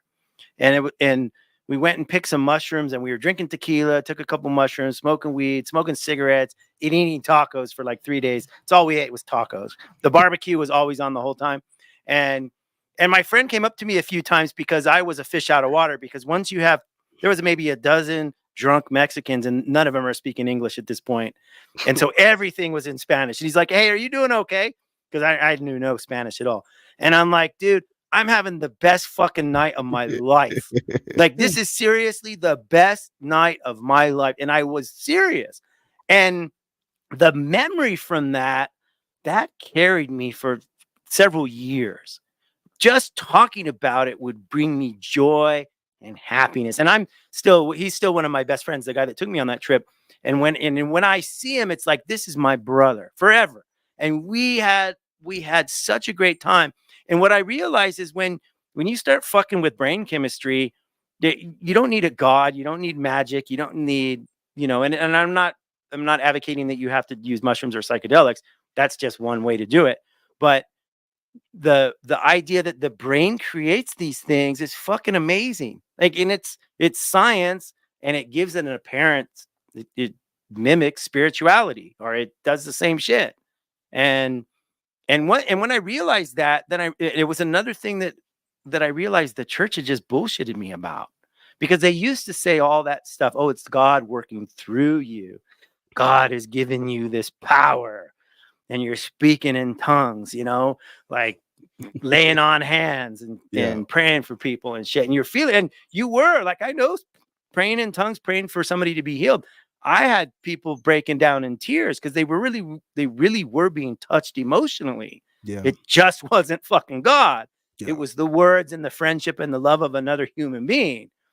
I'm not gonna lie, those damn church songs. Oh my God, those melodies and the way they play those instruments to have you in your feelings. But that it's the music that the music gets you. It really gets you. But there are others there are other songs that do the same thing that ain't Christian songs. Oh, for sure. And that was a huge thing for me. When I first got out of the church, the first concert I went to was Linkin Park. And I mean, Linkin Park's hardly like a, we're singing worship music, Yeah. but I realized, we were in an open amphitheater in Orange County, Irvine Amphitheater, listening to Linkin Park. I'm with an atheist buddy, and it's atheist was new to me. And I'm realizing that I could raise my hands and feel the same fucking shit I felt in church listening to Linkin Park.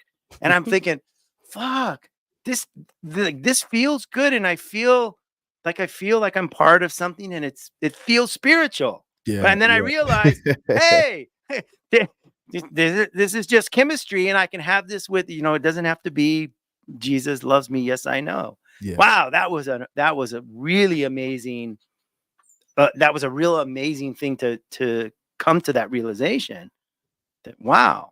And then you realize, Jesus, the church stuff's been manipulating my mind, because they use it to feed you a message. Whereas if you're just going to listen to, it doesn't matter the music, whether it's hip hop or reggaeton or techno music, and whether you're drinking or smoking or whatever, and you're hanging with your friends, like you're not being preached at, you're not being programmed with a message in that vulnerable state. Yeah. In the right environment, you're just with friends that love you, and you're just having fun. And if you're really lucky, you go home with your girl and you have great sex, and that's kind of spiritual too, but it's because it's chemistry, and you realize it has nothing to do with, it's got nothing to do with God. Like, if God really had these rules, why doesn't he make it that this unmarried sex should be fucking terrible? Like, like you're not with your monogamous wife, maybe you shouldn't be allowed to have an erection or something. But instead it's like, fuck, this is all it's all bullshit. And I correct me if I'm wrong, but I think one of the things that when you and I talk, we want people to understand that there's other options and other things out there. We're not trying to say you have to believe us. We're trying to say, experience things and learn for yourself so that you can make an informed decision. Yeah. Because you can't make an informed decision if you're just going with the dogma. But they don't even know it's dogma. They don't even know. They don't know. They think that it's just true. And it's like, they didn't reason and logic their way into religion. Most people don't. Most people are indoctrinated in, and that's just it. And if you're not indoctrinated in, it's like a a social pressure thing or something like that. Most people are indoctrinated in. Like you, like what the guy said about what you was talking about. If he went around telling all the kids, teaching them religious studies, nobody be a Muslim. It's the same way with this shit.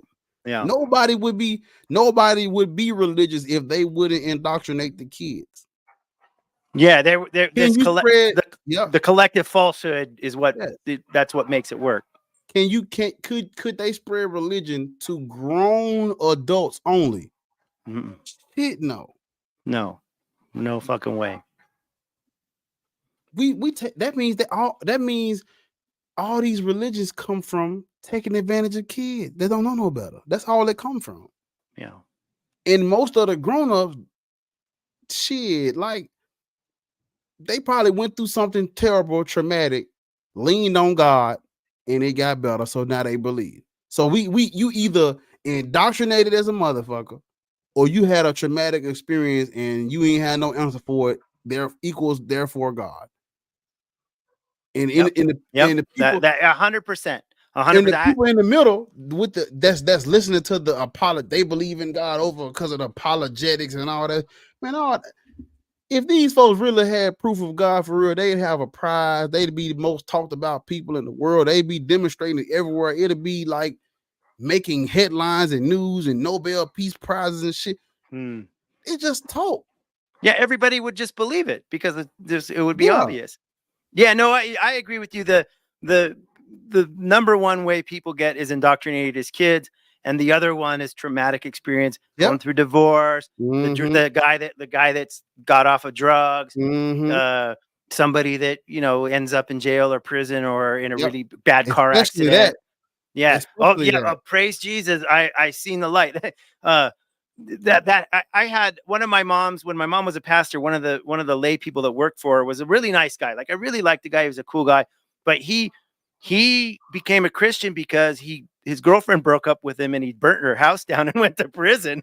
And in prison, he found Jesus. And so it's like he came out on fire for Jesus, but it was the only way that could save him from being this angry motherfucker that would burn down someone's house for breaking up with him. Like that was what was, so yeah, he needed to get saved. I'll give him that.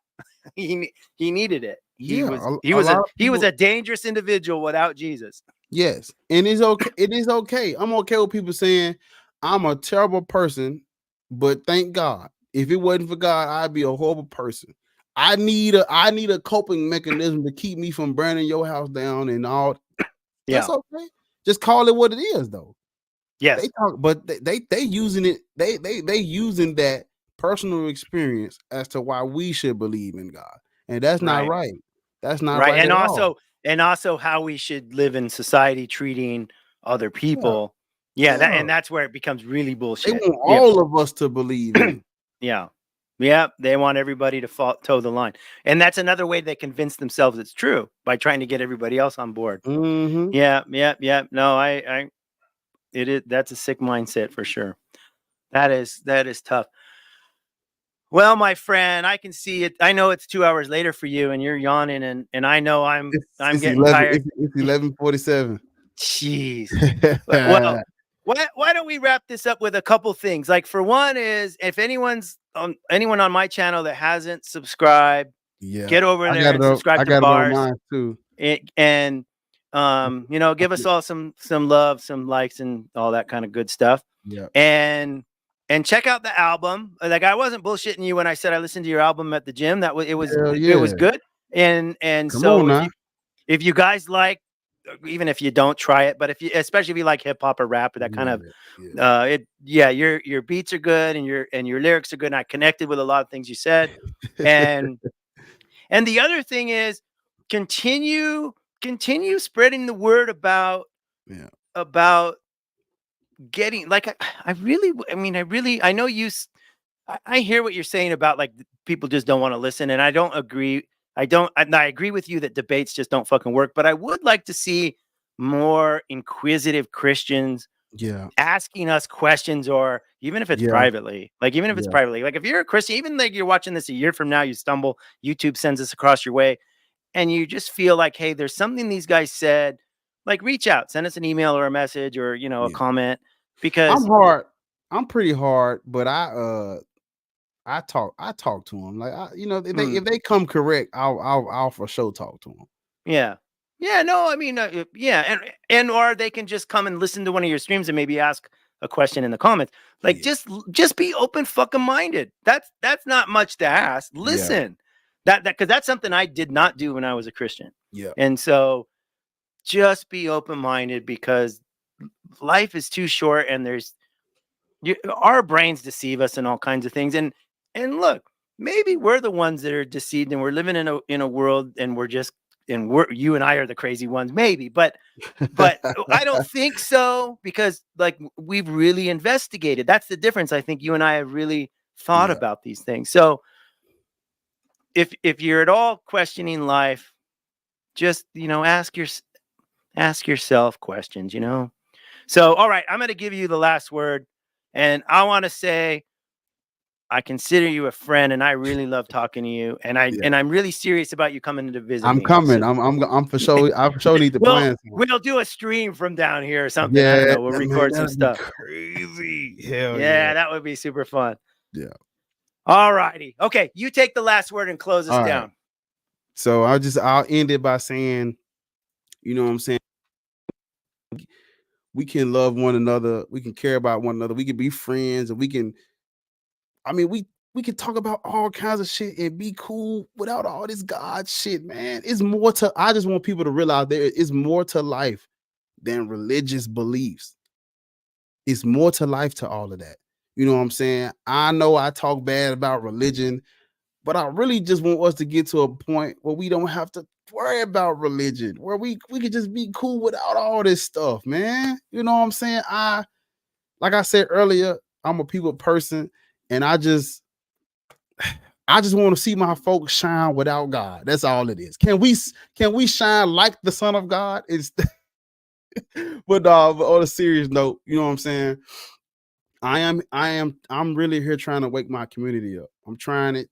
I'm doing it the best way I know how. I'm speaking about what I feel like matters. I really do care about this topic, and I know I'm disrespectful and hard on religion, but it's a method to the madness. I really do care about people. I really do want to see